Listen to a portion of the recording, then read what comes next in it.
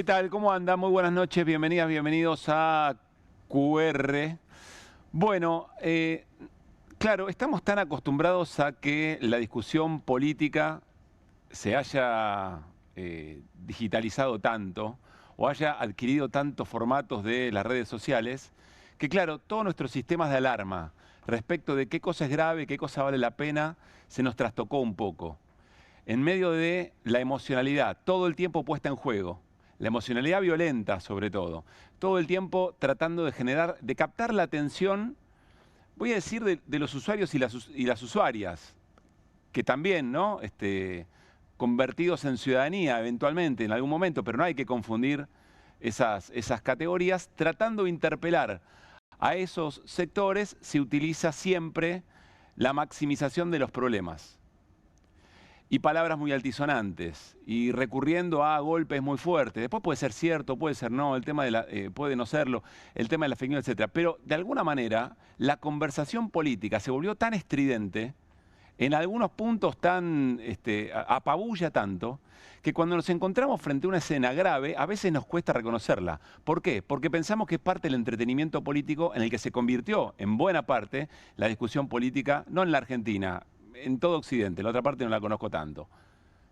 Entonces llegamos, insisto, a jornadas como esta, en la que la sensación es que no estamos dimensionando la gravedad de la situación y es como si fuera una cosa más. Y a ver, como solemos decir con Mariano Hamilton, y a ver quién será el protagonista de mañana y de qué agenda. Y entonces lo que pasó ayer y lo que pasó hoy casi que pasa a un segundo plano. Vamos a tratar de identificar estas dos cosas que nos parecen muy graves, muy dramáticas, horas muy dramáticas en la vida democrática en la Argentina, en la soberanía nacional, en lo que pasó en las últimas 48 horas. En primer lugar, la escena que vimos hoy en Naciones Unidas. En Naciones Unidas vimos a un presidente, Javier Milei, derrotado electoralmente, fracasado estrepitosamente su plan económico, si no, no hubiera ido a buscar ese rescate por parte del gobierno de Estados Unidos. Dinamitado en su interna, ahora un poco solapada porque todos están cantándole a los mandriles que no tenían razón respecto de que se venía la debacle económica. Muy cuestionado o muy señalado por tema de corrupción. Ni tenemos que explicar esta situación. Estamos viendo a ese presidente tan debilitado yendo a encadenar no solamente su suerte, la suerte de la sociedad argentina y no solamente de la viva, de las próximas generaciones, a la suerte de un presidente como Donald Trump.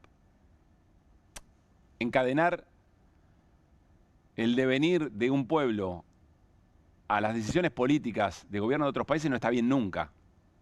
Lo que pasa es que hay maneras y maneras de trabajar en conjunto o vincularse con otros países. Una cosa es el multilateralismo, otra cosa es ir a someterse a los designios de un presidente como el presidente de los Estados Unidos, como Donald Trump. Vamos a ver, para tratar de entender de qué estamos hablando cuando hablamos no solamente de Donald Trump, sino del momento de Donald Trump, vamos a ver solamente una parte de algo que, por lo menos a mí, me apasiona y creo que es muy importante saber leer. Los discursos de los presidentes en Naciones Unidas. Hoy se dio una situación muy particular, porque en general abre la asamblea el presidente de Brasil, el presidente Luis Ignacio Lula da Silva, y a continuación Estados Unidos, Donald Trump. En esa confrontación que tienen, ¿no? Recuerden ustedes que a Donald Trump, porque no le gustó que sentenciara, que el Poder Judicial brasileño sentenciara por intento de golpe de Estado y asesinato de Luis Ignacio Lula da Silva a Bolsonaro, le subió una enorme cantidad de aranceles y muchas otras cosas más. Esa confrontación se dio en el inicio de los discursos en Naciones Unidas. Vamos a ver solamente un tramo, una hora habló el presidente estadounidense, rescatamos un fragmento que nos parece lo pinta de cuerpo entero. Not only is the UN not solving the problems it should, too often, it's actually creating new problems for us to solve. The best example is the #1 political issue of our time, the crisis of uncontrolled migration. It's uncontrolled. Your countries are being ruined. The United Nations is funding an assault on Western countries and their borders. In 2024, the UN budgeted $372 million in cash assistance to support an estimated 624,000 migrants journeying into the United States. Es solamente un fragmento donde aborda dos temas que son muy importantes. Dijo Donald Trump, el mayor problema que tiene la humanidad en este momento es la migración descontrolada, dice Donald Trump, no los sistemas económicos que generan el desplazamiento de grupos de personas que buscan vivir mejor, ¿no? La migración y la agenda verde, la agenda ecológica. Esos son los dos grandes problemas. Y además le dice a Naciones Unidas, no sirven para nada. Ustedes lo único que hacen es gastar plata en estas agendas y Naciones Unidas la verdad no sirve para nada. En la casa, en el discurso de Naciones Unidas. Después dijo Donald Trump, yo solo resolví 7 guerras. Inchequeable, digamos, ¿no? Pero dice Donald Trump, quédense en el personaje, muy pendenciero. Dice, yo solo resolví 7 guerras, Naciones Unidas no hizo nada. Ni siquiera vino al final para tratar de generar algún tipo de acuerdo, algún documento. Después lo vamos a ver más en profundidad de esto. A mí deberían darme el Nobel de la Paz, dijo Donald Trump. ¿Les suena? Vayan entendiendo a qué nos referimos con... Escuchamos historias de Donald Trump, pero después leer su discurso, entender hacia dónde va, cómo se posiciona respecto de las reglas de juego globales es importante para entender en manos de quién nos pone el presidente argentino. Después dijo en un momento, me crucé con Lula, ahora, 39 segundos me crucé con el presidente de Brasil. Me cae bien, me parece un buen tipo, entonces le voy a dar una reunión, dice. Le voy a dar una reunión porque me cae bien. Si no me cae bien, no le doy una reunión. Ahora, Brasil está haciendo las cosas muy mal.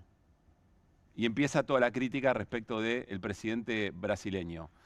Bueno, Donald Trump es un presidente que está en crisis, tiene una crisis de legitimidad dentro de Estados Unidos, que no solamente pasa por encima, uno dirá, bueno, como presidente de Estados Unidos estamos acostumbrados a que le importe bastante poco las reglas de juego internacionales. No solamente las reglas internacionales, la regla de su propia vida democrática, porque Trump está acusado de no haber reconocido un resultado electoral y de haber organizado un ataque al Capitolio, un ataque al Congreso, ¿se acuerdan?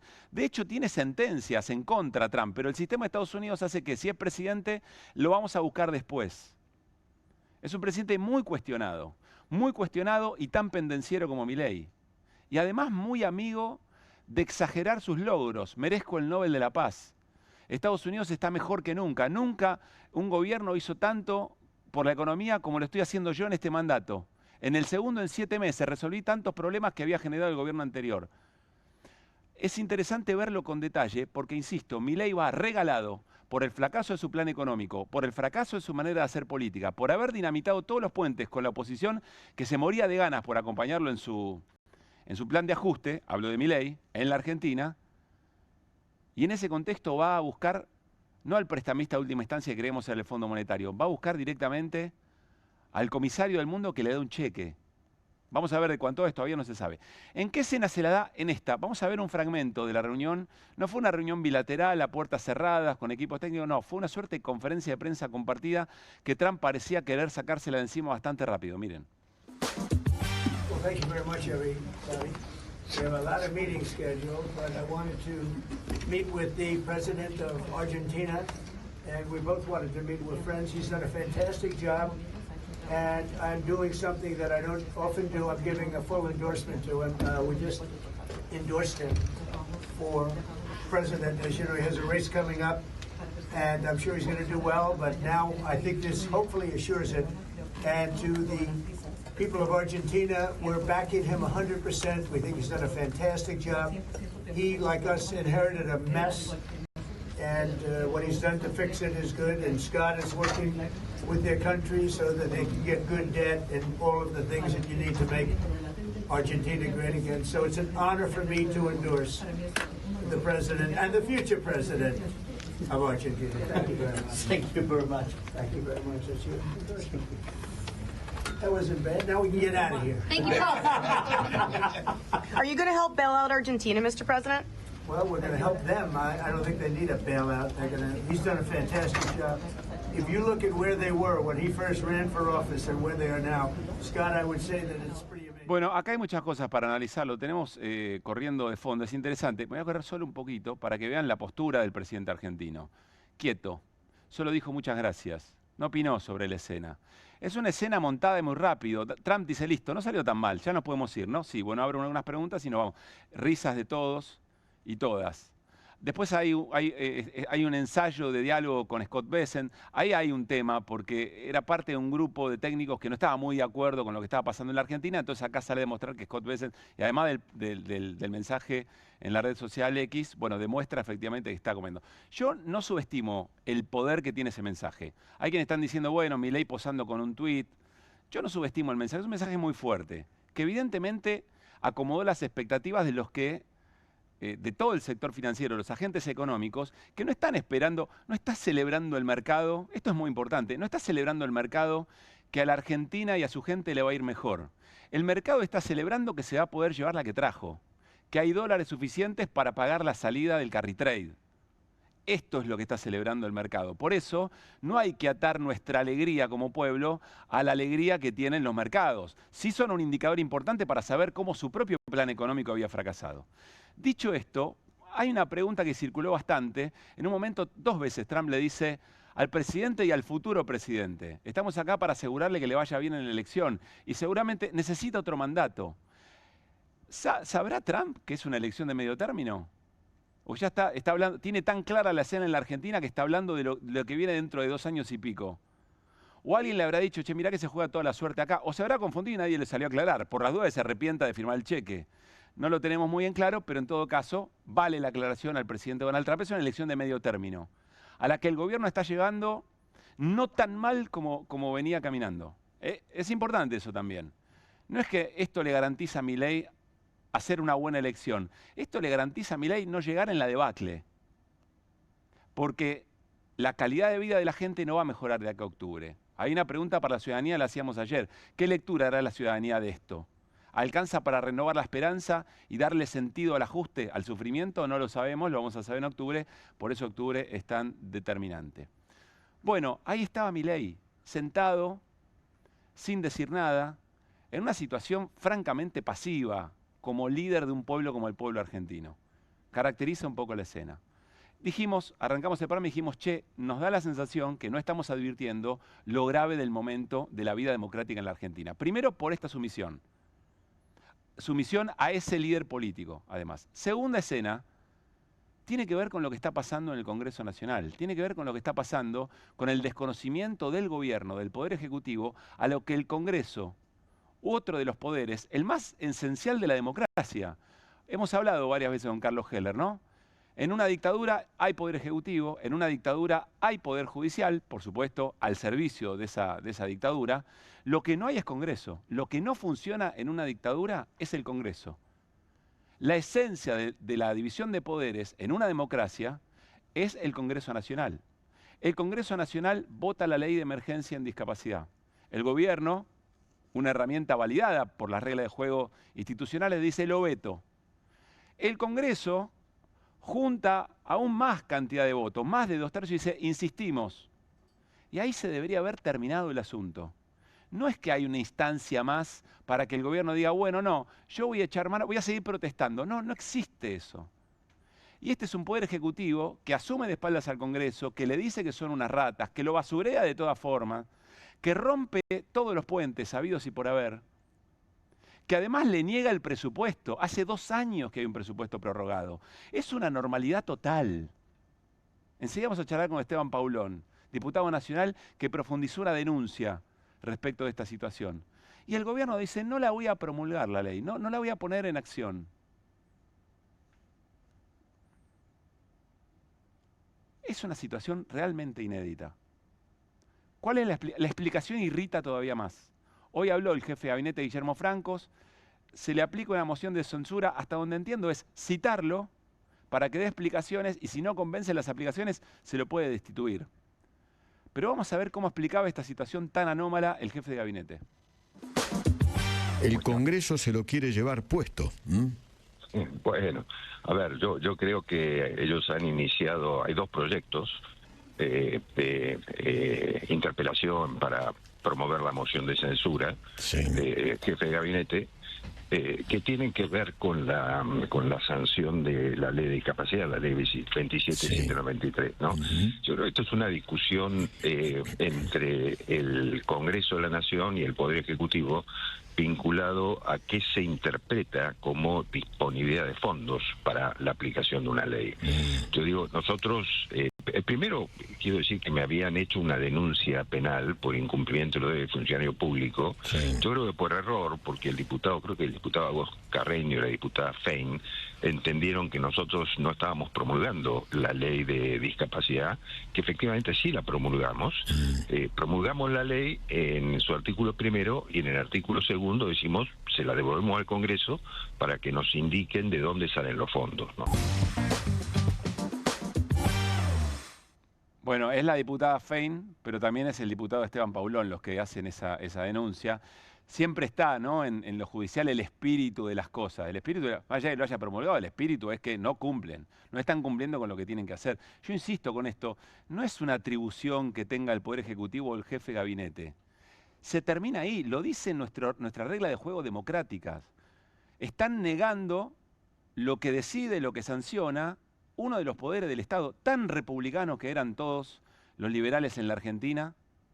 Y finalmente, para terminar, con un presidente, con un poder ejecutivo que dice no quiero. Lo dice el Congreso, no quiero, no lo voy a hacer igual. Y encima el argumento de tener que justificar algo que harían cola diputados y diputadas para explicarle de dónde puede sacar la plata. Lo que pasa es que no les gusta tener que ponerle más impuestos a los ricos o eventualmente tener que reacomodar retenciones. Ahora, cuando saca las retenciones, no siente que tienen que explicar de dónde sacan la plata para... Es una obviedad, está todo muy claro. Algún sector de la sociedad habrá que explicárselo un poco mejor. Pero la sensación, y acá me parece lo importante, es que si el gobierno hace esto, es porque puede. Y eso nos lleva al verdadero problema. Quiero pedirte, Juli, lo que dijo el ministro de Economía, Luis Caputo, cuando terminó la reunión con Donald Trump. Estaban ingresando al hotel allí en Estados Unidos, en Nueva York. Caputo frena y dice un par de cosas que me parece que son muy importantes. Mirá. Realmente emocionante. ¿En qué sentido? Y que fue un nivel de apoyo, como dicen acá, de endorsement, tan fuerte que realmente fue emotivo. Tenía que contener las lágrimas. ¿Y qué nos va a dar el Tesoro? De eso estamos hablando. Seguramente lo va a anunciar el secretario del Tesoro. ¿Cuándo? Pronto. ¿Pero es dinero? ¿Es compra de bonos? Bueno, prefiero no decir nada porque es cosa de... ¿Y qué le está dando la Argentina a cambio, Toto? No pido nada a cambio. Bueno, ahora vuelvo sobre lo de las lágrimas, pero ese no pide nada a cambio, no es cierto, no es cierto. Y no es solamente lo que piden a futuro, es lo que ya pidieron. En el acuerdo con el Fondo Monetario Internacional, uno de los fondos que hay que tocar es el fondo que tiene que ver con la atención a personas con algún grado de discapacidad. Eso está establecido en la letra chica del Fondo Monetario Internacional. Entonces, hay algunas cosas que ya las viene haciendo el gobierno de Javier Milei, alineado, no socio, alineado con los intereses de Estados Unidos y de Israel.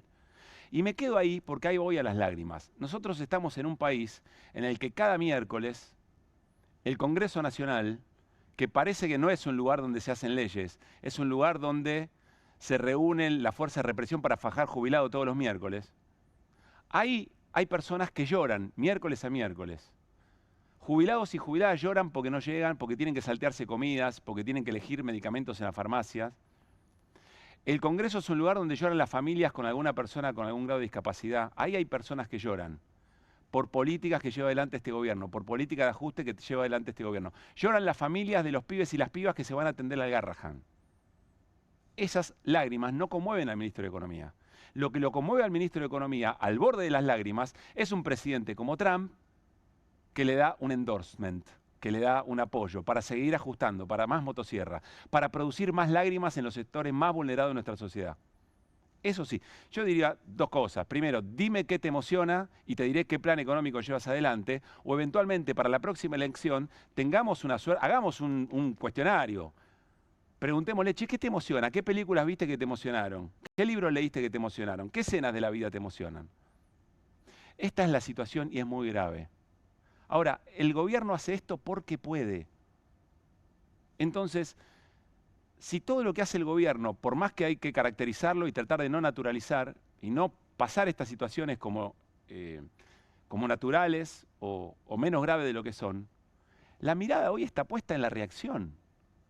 ¿Quiénes tienen capacidad política para ponerle un freno a la sumisión y la entrega de soberanía y a recuperar el funcionamiento de los poderes del Estado del Congreso Nacional? No es una pavada, miren lo que estamos diciendo.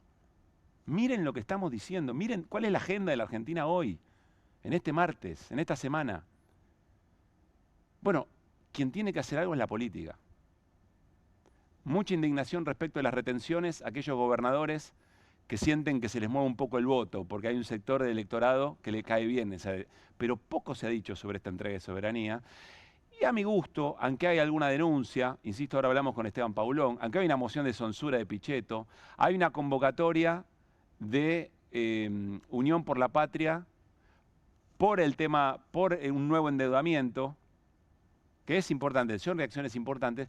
Uno espera otra cosa. Alguien dirá, bueno, ¿qué estás diciendo? Anímense y vayan. Bueno, yo elegí esta tarea.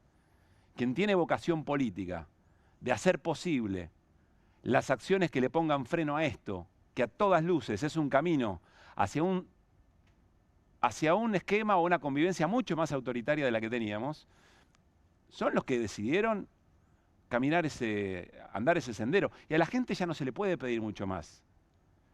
Los sectores castigados vienen llenando plazas desde el comienzo del gobierno de Milei. Cuando algunos decían, no están dadas las condiciones, capaz que nos exponemos mucho y la sociedad está mirando un poquito mejor al gobierno de Milei, no es el momento, no está la correlación de fuerza, la gente estaba ahí.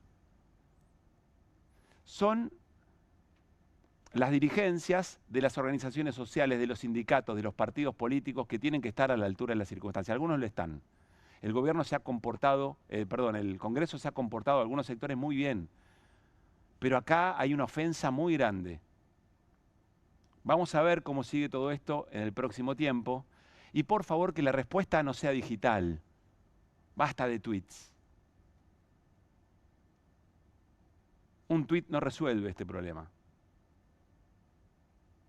Y estoy plenamente consciente que no se puede hacer una movilización todas las semanas. Bueno, hay otras alternativas. Imaginación política. La deberían tener.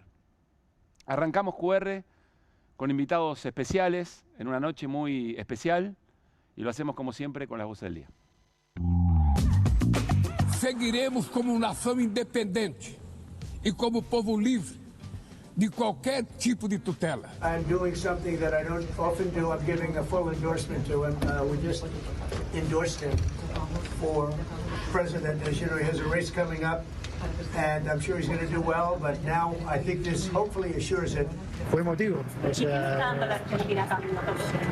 no pidió nada a cambio. Milei, ¿no era que Caputo era responsable del estrago? La está chocando de una manera escandalosa porque ya no queda más nada por timbear. Lo que tenemos que aportar es tranquilidad. Yo no soy de los que jamás apostó ni creyó en que cuanto peor mejor. Todavía siguen sosteniendo una mayoría desestabilizadora en la Argentina. No hay un gobierno que no es peronista, ya lo hemos visto como tal. Pero 2/3 es mucho, ¿no? Sí. Al final el gobierno libertario le pidió a un Estado que lo rescate. Hay una mirada sobre los recursos naturales. Cuando uno mira este tipo de ayuda, uno no tiene más que preocuparse. ¿Por qué se involucra a Estados Unidos de manera tan contundente? Porque ve un peligro de que a Milei le vaya mal en las elecciones. Si no, sería un tema financiero nada más y saben que ir al fondo tardás mucho. Acá sacaron una declaración y cambiaron las expectativas en 5 minutos. La retención es cero, significa que el gobierno va a tener menos recaudación. Si baja el superávit fiscal va a tener que meter motosierra. Va a suspender la ley de financiamiento universitario, la ley de financiamiento del Garrahan. Lo que necesitamos es la recomposición salarial que venga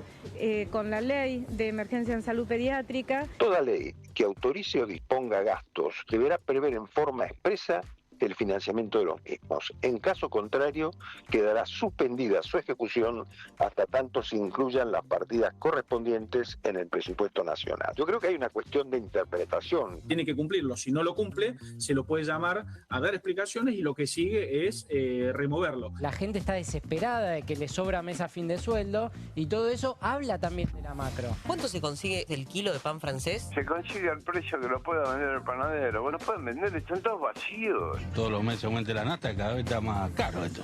Se entera cuando venía cargada. La situación del taxi es tan catastrófica que ponerle un litro de nafta es casi milagroso. Yo no he visto que haya levantado una escuela, un edificio. El Garrahan sigue para atrás, los discapacitados siguen para atrás.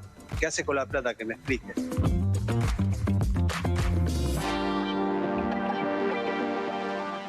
Muy buenas noches al equipo de QR. Hola Mariano Hamilton, ¿cómo estamos? Hola Pablo Caruso. ¿Qué dice Claudio Martínez? ¿Qué tal? ¿Cómo está? Muy bien. Bueno, ¿qué ven? ¿Qué vieron en Claudio, estas horas? por favor. No, a mí me llama la atención lo mismo que dijiste vos, la gestualidad del encuentro. Digamos, nos vendieron que era una bilateral. No fue una bilateral. No. Una bilateral tiene un protocolo determinado. Hay banderas atrás, no estaban. Una duración determinada, duró 19 minutos, nada más. Y con apuro, ¿no? Un tipo de salón determinado dentro de Naciones Unidas. Los atendió casi en un pasillo. O sea, eso a mí me parece serio, grave, en función de la gestualidad. Después, lo que vos resaltaste, el modo en el que estaba sentado Milei en una actitud de entrega. Mira, me ocupé hoy de mirar en el archivo cuánto hacía que Virus empezó a cantar Pronta Entrega. 40 años, 1985, y ahora Milei lo hizo realidad. Pronta entrega. Tiene sentido. Tiene sentido. O sea, en el recorrido, digamos, ¿no? Sí, sí. Marian. Bueno, qué sé yo, el grotesco de este gobierno ya no alcanza límites. Que un presidente de una república soberana posando con un tuit impreso al lado.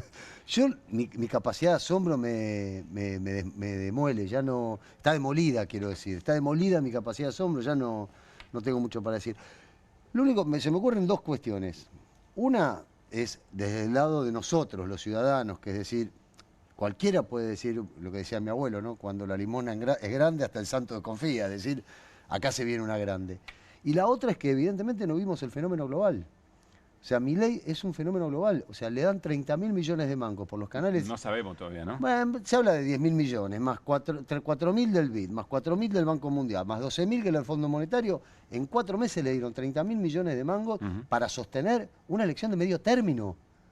O sea, entendemos el alcance de esto. En realidad es para que no se caiga todo sí, el esquema bueno, que plantea. Quieren sostener, Sí. quieren llegar a una elección de medio término para que la ecuación del Congreso cambie y él tenga lo suficiente fierro como para poder cambiar lo que ya está haciendo, que no es cambiar a la Argentina democráticamente, es cambiar un régimen. La Argentina está cambiando de régimen. Estamos teniendo una Argentina distinta, diferente, es otra cosa. Es algo que no conocíamos, por lo menos. Bueno, ahora nos vamos a meter en profundidad. Vamos a hablar con Alejandro Banoli en un ratito nada más. Fue presidente del Banco Central, economista. Y vamos a hablar después con Puricelli para que nos caracterice un poco la escena geopolítica esa que dice Mariano para entender bien el plan. Melisa Molina está con nosotros. ¿Cómo anda, Meli? Bien, ¿y ustedes cómo están? Colega, Página 12, entre otras cosas. Gracias por estar. A ustedes. Y Esteban Paulón, como les decíamos, diputado nacional de Encuentro Federal. Esteban, ¿cómo estás? ¿Qué tal, Pablo? ¿Cómo te va? Bien. Buenas noches. Bueno, a ver, quiero ir por parte. ¿Cómo está el gobierno, Melisa? Ahí nos metemos en la denuncia de Esteban. ¿Cómo está el gobierno viviendo este momento de euforia? Sí, un poco con alegría, ¿no? Parece insólito, pero durante estos días, ayer y hoy, se los veía muy exultantes por los pasillos de la Casa Rosada, como si fuese una fiesta. Esto que fueron a hacer a Estados Unidos, que es ni más ni menos que volver a pedir plata prestada a Estados Unidos. Y otro detalle que me parece para sumar a lo que decían ellos de hoy es que todavía no hubo ningún anuncio concreto. O sea, lo único que tenemos hoy es esta foto de Javier Milei con el tuit impreso de Donald Trump y posando para la foto. Estos 20 minutos que, como bien contaban ustedes, duró esta reunión. Pero no hubo ningún anuncio. Ayer Bessent, en el mensaje que mandó de apoyo a la Argentina, bueno, esa es la Javier foto Milei, que menciona... Sí, Meli.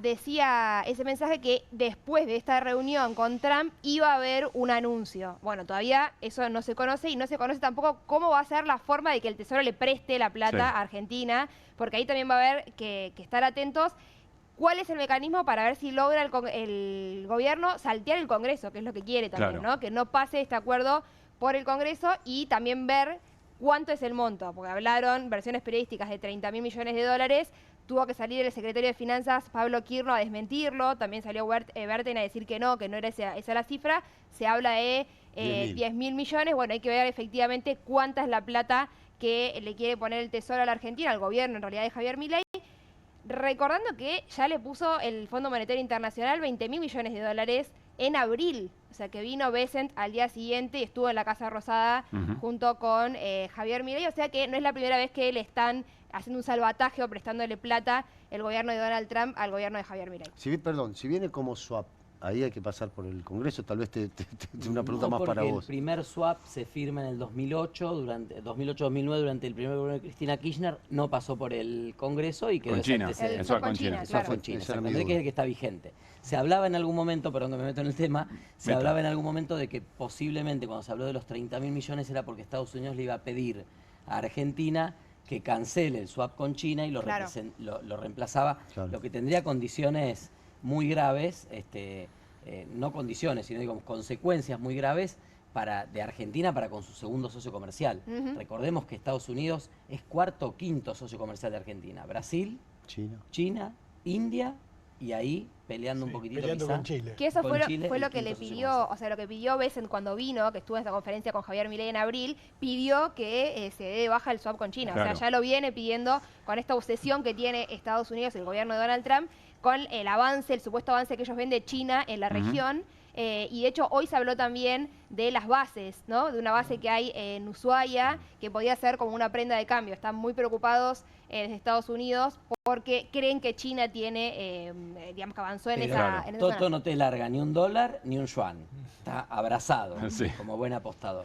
Alguien se preguntaba por qué había viajado a último momento, se había subido al avión, Petri, el ministro de Defensa en ese Todos se lo están preguntando, hasta el propio Petri, ¿para qué viajó?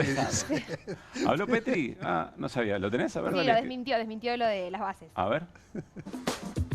De las reuniones de hoy tan importantes. No sean impacientes, van a ser muy importantes, van a ser trascendentes, pero recuerden que el presidente ya las va a comunicar. Gracias. Creo que usted va a tener un rol vital hoy, ¿no? Vamos a estar trabajando con él. Porque en defensa pasa todo por la cooperación en duda, defensa. Estamos en un mundo en guerra, la defensa es clave, primordial, y Argentina ha hecho mucho también. ¿Qué nos puede decir de Ushuaia, de la base naval conjunta? No hay base naval conjunta. ¿No hay un proyecto? No hay proyecto. No, ¿Y entonces qué es lo que le va a dar la Argentina a cambio de este eso es lo que vamos a salvataje? charlar con Estados Unidos. Yo ya tuve una charla con Pete Hetzel, una muy buena charla, donde estuvimos hablando ya hace 2 meses atrás. Argentina va a colaborar y va a profundizar su alianza con los Estados Unidos, pero esto tiene que ver con la charla del presidente. Gracias. Bueno, eventualmente, y más allá del guitarreo, sigue sumando a la idea de que hace 2 meses, hace mucho que se viene armando la agenda en común. Esteban, ¿qué ves en la escena, en la foto que mencionaba Melissa? ¿Qué ves en esa escena? ¿El presidente o los 2 presidentes con un tuit? Primero, el fracaso del modelo económico de Javier Milei, ¿no? Acá se habló mucho tiempo de esto de las fases, ¿no? En realidad era un plan que nunca supimos que tenía varias fases y nos enteramos que había una fase 3 cuando fueron a llamar al Fondo Monetario Internacional, ¿no? Caputo hizo, esto es parte de la fase 3, estaba pensado desde el inicio, raro, y vemos 20.000 o más, más de 30.000 millones de dólares de un blanqueo que no alcanzaron, 20.000 millones de dólares entre el fondo y los organismos internacionales, más los repos, más la garantía de un montón de cuestiones que no alcanzaron, y a los 4 meses ir a pedir el dinero a Estados Unidos. Claramente hay un fracaso estrepitoso del plan económico de Javier Milei. Tal vez estos anuncios de hoy permitan llevar un poco de tranquilidad al riesgo país, porque básicamente los bonistas, de hecho, ocurrió. No el pueblo argentino, los bonistas se aseguran que en enero van a cobrar los 4.000 millones de dólares que hay de vencimientos. Puede demorar un poco o puede alentar un poco, aletargar un poco la corrida cambiaria. El anuncio más la posibilidad de esta liquidación extraordinaria del campo por la eliminación de las retenciones, pero eso también todos tenemos claro que es pan para hoy y hambre para mañana, porque... Todos tenemos claro eso. Yo creo que nadie es... Mariano, yo creo que nadie... hablo de la sociedad. No, creo que hay una idea en general de que después de las elecciones hay un cambio de régimen cambiario. Por mucho que el gráfico del presidente, muy profesional, que nos mostró Cristina Pérez, la esposa del ministro, de las bandas, que las flechas que se superponen, bueno, parece que no. Esas bandas o se van para arriba o directamente se eliminan. Dicen que son algunas de las condiciones que va a poner Estados Unidos, seguramente después de las elecciones. Clau, y después, perdóname, después veo una entrega de soberanía que a mí me preocupaba. Yo hoy no sé si al final lo tuiteé o no, o lo pensé, no lo soñé, lo pensé. Lo tuiteé o lo pensé, gobernador 51, ¿no? Ahí ustedes lo graficaron muy bien, no había visto Estrella este gráfico. 51. Es el gobernador 51, ¿no? Fue Javier Milei, le agradece un tuit impreso, será la carpetita el de mensaje apego. fuerte igual, Esteban. El mensaje fuerte, pero desde lo visual, desde la escena, que el presidente de Argentina se emocione con una carpeta que tiene una hoja, con un tuit impreso, por muy fuerte que sea el tuit, esta foto es, la verdad, la es escena patética. no es fuerte, es patética, Es claro. patética. No, viejo, yo digo no que es fuerte el mensaje es un mensaje de mucha potencia, te acomoda las expectativas. Bueno, de hecho lo hizo. Hizo eso ayer Scott Bessent, y hace eso hoy Trump. Habrá que ver qué es el anuncio. Quiero contarte, Pablo, que nosotros estamos presentando mañana una medida cautelar para que el gobierno se abstenga de tomar cualquier tipo de deuda sin pasar por el Congreso e informar las condiciones. Es una medida complementaria a otras que están tomando otros bloques. Unión por la Patria hizo dos resoluciones, ¿no? Una resolución que hay que votar. Nosotros vamos a la justicia, que entendemos que ahí hay un interés que la justicia tiene que proteger, fundamentalmente porque estamos hablando de que tenemos un antecedente muy grave, que fue la convalidación de un DNU que nos endeudó con el Fondo Monetario Internacional sin conocer las condiciones. Recordemos que cuando la Cámara de Diputados, no con mi voto, pero sí con la mayoría de mis colegas, validó el DNU de deuda con el Fondo Monetario Internacional, no sabíamos las condiciones. Después nos enteramos que estaba planteado... Pero ahí hay un hecho clave, que es que se aprobó. Bueno, son ahora antecedentes, hablábamos del swap. Son todos antecedentes, como decía, perdón la expresión un poco chabacana, había un dicho que decía, son boludecitas que suman. Sí. El swap pasó sin el Congreso, la deuda con el Fondo Monetario en esta ocasión salteó la ley y la Constitución que establece que el endeudamiento tiene que ser tratado por el Congreso, y vamos acumulando antecedentes. Que tenés que hablar vos, pero voy a decir algo, pero no lo puedo dejar pasar. O sea, para nosotros es una... Yo a veces creo que estoy viviendo en una realidad paralela. Para nosotros es un mensaje potente que el presidente de la Argentina vaya, se siente al lado de un tipo que tiene la cara sopleteada de amarillo y le dé un papel con un tuit impreso, y eso es un lenguaje... mi capacidad de asombro ya no supera todo. Marian, falta que estén los perros nada más corriendo por ahí. Quizás entendiste mal. La imagen no es fuerte, yo coincido con vos. Es la imagen de un equipo que pasó de fase en Copa Argentina, ¿no? Mostrando el cheque. Pero mirá la foto es extraordinaria. Está bien. Un tipo que está con la cara fuerte es el mensaje de Estados Unidos respaldando. Eso sí tiene... Habrá que ver cómo se concreta, claro. Por supuesto. A mí me vuelve loco esto, ¿no? Yo ya no tengo más palabras para entender esto. Dale. Perdón, calmalo a Mariano. Primero lo que pienso es que Trump se ríe de nosotros que votamos a Milei. Claro. Vos te asombrás. Totalmente, se caga. Pero digo, más allá de eso, hay un mierda, hecho... La primera pregunta que le hacen a Trump en la conferencia de prensa así improvisada fue... ¿Hay un rescate para la Argentina? Y el tipo, que no es ningún abombado, parece, pero no es ningún abombado, rápidamente dice, no hay nada que rescatar, si el proyecto es el modelo es un éxito, está teniendo éxito. ¿Qué estamos haciendo? ¿Por qué le tenés que dar apoyo? Es muy notable, es notable también lo que vos decías. Alguien le dijo antes de la reunión, te vas a reunir con un señor que si no gana las elecciones dentro de un mes, se va a tener que ir. Y el tipo pensó que iba a la reelección. Yo estoy seguro, apostaría yo que estoy de acuerdo con Claudio. Es buenísima también la cara que pone Caputo cuando Trump responde, no hay que hacer ningún salvataje, y Caputo mira como diciendo, ¿cómo que no? Dámela. ¿Cómo que no? No te tires si para no atrás. consigo para apostar algo. No te tires para atrás. Lo tenés que salvar. Parece que yo estoy defendiendo a Caputo o a Trump, pero Trump contesta lo que tiene que contestar. Sí, por supuesto. Trump contesta, no hay nada que rescatar. Lo que es una improvisación es muy lo del rápido. gobierno argentino. Lo que es una improvisación es lo del gobierno argentino, que llega a esa reunión en Estados Unidos realmente pidiendo la escupidera, como se dice. Y la verdad que este proceso de un fracaso del modelo económico Digo, el fondo del cual van a salir los fondos, valga la redundancia, para esto es un fondo que es para estabilización. Lo recibió México en el tequila cuando el PBI cayó el 6,8%. Entonces, yo entiendo el relato y la narrativa. Ahora, lo que no puede explicar el gobierno es que este plan económico, que en las familias argentinas viene fracasando hace mucho tiempo, porque las familias no llegan a fin de mes, porque hay morosidad récord en las tarjetas de crédito, porque a pesar de la desaceleración de la inflación los ingresos van muy por atrás. La verdad es que lo que no pueden terminar de explicar es que ahora esa crisis que las familias ya vivían se trasladó al mercado financiero. Vamos a escuchar al ministro de Economía en otro momento, Luis Caputo, que dice algo así como, viste, decían que el presidente venía de Estados Unidos en vano, que nadie le atendía el teléfono. Mirá, acá está la respuesta. A ver. El presidente ha venido aquí muchas veces, ha dicho siempre que Estados Unidos era el aliado estratégico junto con Israel. Todo esto se va construyendo, viste que cuando veníamos muchas veces decían, no se sacó la foto, tal cosa o la otra. Algunas veces lo han criticado por eso y bueno, acá tenés el payout de eso, ¿no? Así que, digamos, valieron bastante la pena los viajes del presidente, diría yo.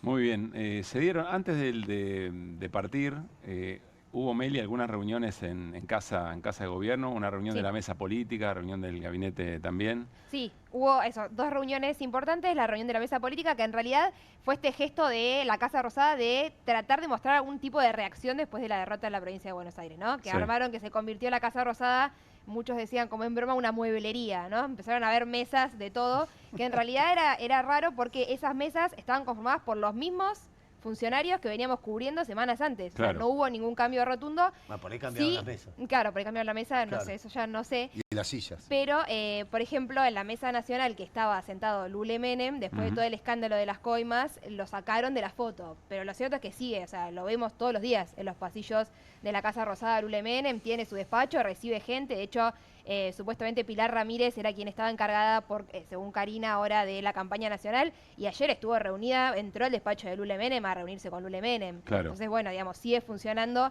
el esquema como funcionaba antes de la derrota. Y después estuvo la mesa, una mesa no hubo, la reunión de gabinete que encabezó el presidente Javier Milei, y más tarde, ya cuando él se había ido a Aeroparque para ir rumbo a Estados Unidos, hubo una reunión de estrategia política para la campaña nacional que estuvo más digamos, de influencers, estuvo Pilar Ramírez, ya no Javier Milei porque estaba en viaje a Estados Unidos. Pero sí, siguen funcionando estas mesas más simbólicas que otra cosa. Y sí hubo una reunión importante ayer en Casa Rosada que fue, Guillermo Franco recibió una delegación de congresistas de Estados Unidos, de legisladores de Estados Unidos, y me cuentan que ahí hubo mucho diálogo, sobre todo por el tema de reformas, ¿no? Guillermo Franco les dijo que era muy importante que el gobierno gane esta elección, porque en la segunda parte del mandato de la gestión de la Libertad Avanza venían las reformas estructurales y para eso necesitaban bloques más robustos en el Congreso. Claro. Preguntaron mucho, me dicen, los legisladores de Estados Unidos por la reforma laboral. Estaban muy interesados en ese tema y Guillermo Franco les explicó, ya lo veo ahí Esteban que tiene ganas de opinar del tema, pero bueno, estaban muy interesados en estas reformas, sobre todo la reforma laboral. Bueno, a ver, le recuerdo un poco el abordaje de la escena en el programa de hoy. Dos momentos o dos situaciones que nos parecen que son mucho más graves de cómo las estamos, de cómo está reaccionando la sociedad argentina, sobre todo algún sector de la dirigencia política. Primero, este tipo de vínculo con los Estados Unidos y por otra parte el gobierno, el Poder Ejecutivo, que decide hacer caso omiso de lo que dice el Congreso. Enseguida hablamos con Esteban Paulón porque es denunciante de Guillermo Francos. Como llegó recién, se puede quedar un rato más. Ya va a decir como el padrino ayer, ¿no? Quiero acciones de la empresa. De la compañía. Como ayer Don Corleone, como dijo Trump a Milei, ya te voy a pedir un favor. Ya te voy a pedir un favor. Quédate tranquilo. Porque quiero saludar a Alejandro Banoli, economista, fue director del presidente del Banco Central, bueno, titular del ANSES, con mucha experiencia para leer el momento. Alejandro, Pablo Caruso y todo el equipo de QR, saludamos. ¿Cómo estás? ¿Qué tal? Buenas noches, Pablo, ¿cómo estás? Gracias, Alejandro, por este rato. Tratando de no volver al principio, más o menos estamos en conversación. Déjame preguntarte si este acuerdo con Estados Unidos, más allá de que no se conoce el monto, pero el respaldo, el mensaje político y lo que pueda llegar a ocurrir, alcanza como para que el plan económico del gobierno sea sustentable. Es decir, si efectivamente tiene viabilidad ahora. Parecía que no la tenía el viernes pasado, digamos, ¿no? Claro. Bueno, yo creo que, digamos, un poco las dos iniciativas, yo creo que hasta acá lo de Estados Unidos fue más un cambio de expectativas y el acuerdo para que las grandes cerealeras liquiden 7.000 millones, lo que le da al gobierno es, primero, evita el colapso en esta semana, que si no hubiera hecho nada hubiera ocurrido, y en segundo lugar le permite comprar tiempo. Creo que en términos de tu pregunta no hay sustentabilidad, porque lo único que hay hasta acá es adelantar financiamiento, ¿no? Y en términos estrictos de lo que es la baja de retenciones, lo que son ingresos ahora de septiembre y octubre son ingresos que van a faltar en noviembre y diciembre, ¿no? Con lo cual, digo, hay que ver en términos concretos cuál es el monto, si son de libre disponibilidad, si van a quedar en Estados Unidos como garantía del servicio de deuda, qué implica el acuerdo con Estados Unidos, que la verdad hasta ahora no se conocen detalles, pero en todo caso, y creo que la experiencia tanto de lo que fue el blindaje de enero de 2001 como el megacrédito que recibió Macri en 2018 y los 12.000 millones que recibió Milei en el mes de abril, creo que demuestra la experiencia que solo con endeudarse y con recibir dinero, si el plan económico no es sustentable, si no se generan dólares genuinos y se evitan que salgan por todos lados, porque el modelo así lo permite, no genera ningún cambio de fondo en la economía argentina que permita decir, bueno, salimos de la crisis, a partir de ahora las cosas pueden ser distintas, ¿no? Pero a ver, Alejandro, fuerza un poco el argumento para tratar de entender un poco mejor. Dice el gobierno, bueno, calmamos la situación financiera, llegamos un poco mejor a las elecciones. En las elecciones nos va a ir bien sí o sí, porque nosotros no ponemos nada en juego. Vamos a suponer que es una elección, no sé quién gana, pero parda, que no sale ni muy ni tan para un lado o para el otro. El gobierno logra instalar una lectura positiva y entonces consigue la posibilidad de hacer las reformas que está prometiendo, ¿no? La reforma tributaria, la reforma previsional, la reforma laboral. Y entonces empiezan a llegar las inversiones y ahí empieza la rueda virtuosa de este plan. ¿Cómo respondes a eso?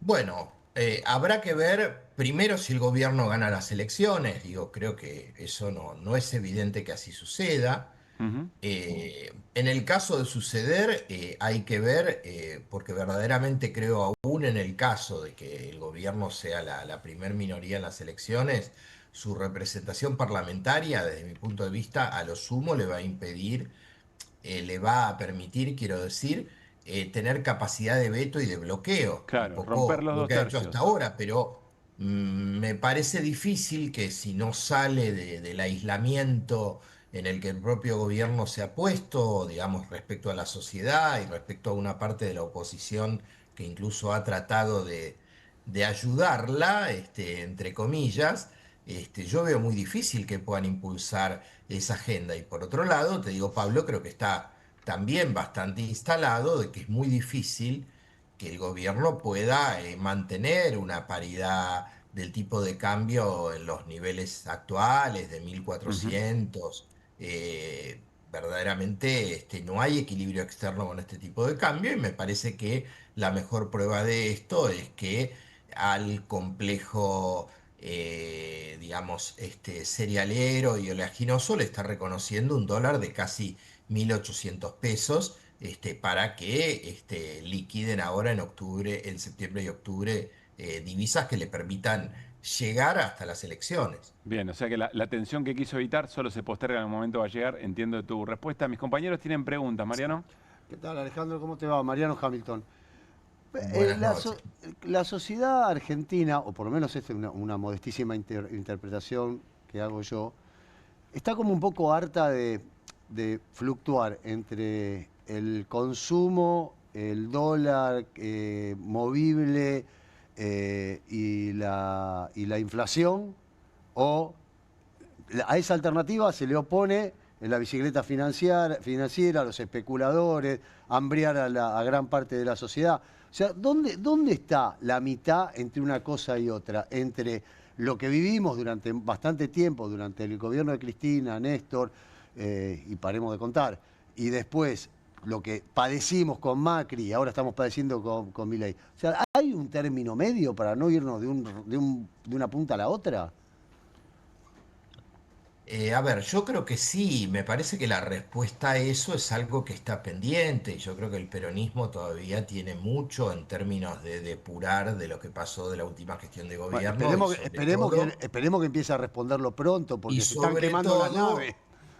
Y sobre todo de cara a plantear una alternativa concreta. Creo que, digamos, la salida tiene que ver por un plan de desarrollo que haga que precisamente, por un lado, cuando hay una expansión del consumo, no se genere la restricción externa que terminó particularmente tanto, digamos, en los últimos años del gobierno de Cristina Kirchner, como pasó también en el gobierno de Alberto Fernández, más allá de la sequía, con este tipo de problemas, ¿no? Y por supuesto, bueno, el otro extremo que dijiste, el modelo de endeudamiento, de la fuga de capitales, que también claramente siempre ha fracasado. Así que, bueno, evidentemente que la sociedad argentina, yo creo que está demandando, entonces, un modelo que permita crecimiento, distribución del ingreso, que sea progresiva y que sea sustentable. Clau.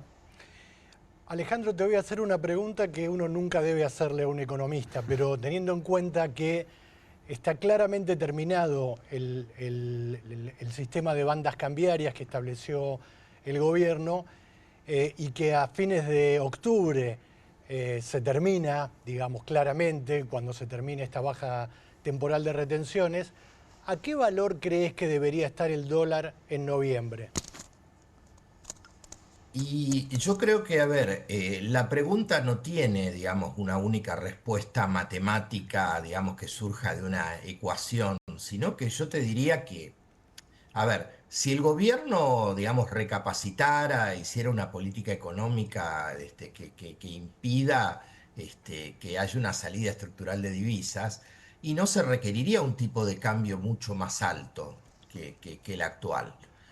Ahora, si el gobierno persiste en tener una apertura importadora, en tener políticas que a contramano de lo que está haciendo el mundo generan un déficit externo, y sin duda que eso te va a exigir un tipo de cambio mucho más alto, ¿no? O sea, para que haya una referencia, por ejemplo, ¿no? La devaluación de diciembre de 2023, cuando Milei lleva el tipo de cambio de 360 a 810 más o menos, esos 810 serían hoy equivalente a unos 2.300 pesos, ¿no? Evidentemente, si se hacen las cosas bien, el dólar debería estar más cerca de 1.600. Si se hacen las cosas mal, debería estar más cerca de 2.000. De nuevo, ¿no? Y estamos hablando de dinámicas productivas, dinámicas sociales, y por supuesto depende de también algunas variables que son globales y que te mueven el resultado. Pero está claro de que me parece que el tema de fondo tiene que ver con la confianza, y si el gobierno logra, digamos, tener algo de iniciativa política y de generar alguna sensibilidad a las demandas sociales, y por otro lado logra aumentar reservas para reducir el nivel de vulnerabilidad. Hasta aquí yo no veo que el gobierno esté dando respuestas políticas ni tampoco respuestas económicas, por fuera de haber pasado la gorra por Estados Unidos y también con el complejo sojero local. Alejandro, la última. Te quiero mostrar una foto que anduvo circulando bastante en la jornada de hoy. Entiendo que vos podés verla. Me parece que vamos a tener que ponerla a pleno. Ahí está, gracias. Sí. Son los expresidentes de la Rúa y Bush. Y 2001. 2001. Entra dentro de la dinámica, usted está aquí, ¿no? Mirando la historia reciente, en qué momento de ese mismo esquema económico y político estaríamos ahora. Otra vez voy a ponerme en el lugar del gobierno, voy a tratar de interpretar lo que el gobierno dice, y el gobierno dice, esta vez es distinto, porque esta vez hay equilibrio fiscal, porque esta vez hay un apretón monetario, porque no hay pesos que corran. Esta vez es distinto, esta vez va a funcionar. Vos ves esta foto y decís, ¿vamos hacia lo que condujo después ese vínculo político o hay elementos como para que el gobierno pueda defenderse de otra manera? A ver, yo creo que si realmente hubiera, digamos, un esquema fiscal que sea sustentable y que no sea, digamos, un manejo de cuentas de almacenero, que no mantiene la infraestructura, que pisa partidas, que genera endeudamiento y que esconde los intereses de la deuda capitalizando intereses para mostrar un mejor resultado fiscal, evidentemente no tendríamos que estar ahora, como yo decía, pasando la gorra desesperados afuera y dentro del país. Pero me parece, de nuevo, que si ya que traes un diario del 2001, Sí. en esa época se decía exactamente lo mismo, ¿no? Que con equilibrio fiscal, con déficit cero, pasó con Cavallo en el 2001, pasó con Duhovne también en el 2018 y 2019, que también redujo el déficit fiscal. Me parece que en la Argentina está bastante probado que vos tenés que tener un superávit externo que permita atender los distintos compromisos de Argentina, y me parece que tanto en el 1 a 1 como en el gobierno de Macri como ahora esto se subestima y esto tiene un altísimo costo, ¿no? Yo creo que de nuevo, ¿no? Festejar porque 2 días suben los bonos, esto me recuerda, digamos, de nuevo a tapas de diario de esa época, ¿no? Al blindaje, cuando el gobierno de la Rúa festejó que supuestamente iban a ingresar 40.000 millones de dólares, que al final no ingresaron, o te diría a la deuda de Macri de 2018, cuando también el acuerdo implicó 45.000 millones de dólares. Entonces, ya vos fijate y te dejo una sola cifra que para mí es muy concluyente. Los 14.000 millones de dólares que recibimos del FMI, primero los 12.000 millones en abril y después 2.000 millones hace un par de meses nada más, se fueron con la compra de dólares hasta julio, sin contar agosto y septiembre. Entonces, de nuevo, no hay desembolso, por más importante que sea, que te permita detener una hemorragia cuando el barco está perforado por todos lados, ¿no? Así que, de nuevo, creo que el gobierno compra tiempo, en función, digamos, de que cómo haga las cosas, esto se mide en semanas o se mide en meses, pero este tipo de modelo, Pablo, de nuevo, aún con equilibrio fiscal, en la Argentina no se sostiene, sino genera dólares genuinos que permitan atender los compromisos y un grado de dolarización que siempre, cuando hay desconfianza, cuando se ve que el país está endeudado, cuando faltan reservas, siempre, digamos, supera, digamos, cualquier oferta que pueda haber, pasado un tiempo cortito donde se puede acudir a sacar conejo de la galera, sea blanqueo, sea exportadores, sea acudir a algún prestamista internacional. Alejandro, gracias. Yo sé que aburro, pero cada vez que me cruzo con Alejandro Banoli, no sé si se consigue, si hubo una nueva edición, pero Patrio Dólar es un librazo de la experiencia de Alejandro al frente del Banco Central y su mirada de esos procesos. Ya que tenemos su atención sobre el tema dólar, búsquenlo, es muy interesante. Gracias, Alejandro, un abrazo grande. Bueno, gracias. Un abrazo, Pablo. Que estés muy bien. Bueno, me cuentan por cucaracha que Melissa también tiene una foto. No, claro, que me hacía acordar esa foto, que en la serie de fotos con los presidentes de Estados Unidos está la de Néstor Kirchner, que parodiando un poco la foto de la Rúa con Bush. A propósito. Se saca, claro, la foto tocándole él la rodilla a Bush. La clave es la mano en la rodilla. Claro, fíjate la foto del país claro. y fíjate la foto de y esta cuenta el fotógrafo presidencial, Víctor Budge, que Néstor se lo dijo, ¿no? Como dijo, voy a buscar esa foto, un poco marcando, ¿no? Como la contra de los presidentes que se someten a Estados Unidos y los que no, y esto fue en 2003, después en 2005 está la cumbre en Mar del Plata del no al ALCA. Claro. ¿No? Entonces, bueno, y que también como las fotos simbólicas de los presidentes. Tiene historias hermosas, ¿no? Esas picardías de la política, pero que tienen mucho sentido. En la cumbre parece que estaban negociando y era muy dura la negociación y le dijeron a Chávez, vos hablá, vos dale para adelante y estirá mientras terminamos de rosquear algunas cosas. Creo que a Lugo le habían dicho, hablá en guaraní, hacé lo que tenga que hacer. Esteban, ampliaste la denuncia contra Guillermo Franco, jefe de gabinete. Sí, a ver. ¿En qué sentido? Para explicar lo que dijo Franco, que no es cierto. Nosotros, las leyes tienen un capítulo en la Constitución que dice de la formación de las leyes, así se llama. Una Cámara inicia un trámite, la otra Cámara puede validarlo o modificarlo. Luego que se aprueba en las dos cámaras el mismo texto, va al Ejecutivo. El Ejecutivo tiene 10 días para tomar 3 decisiones.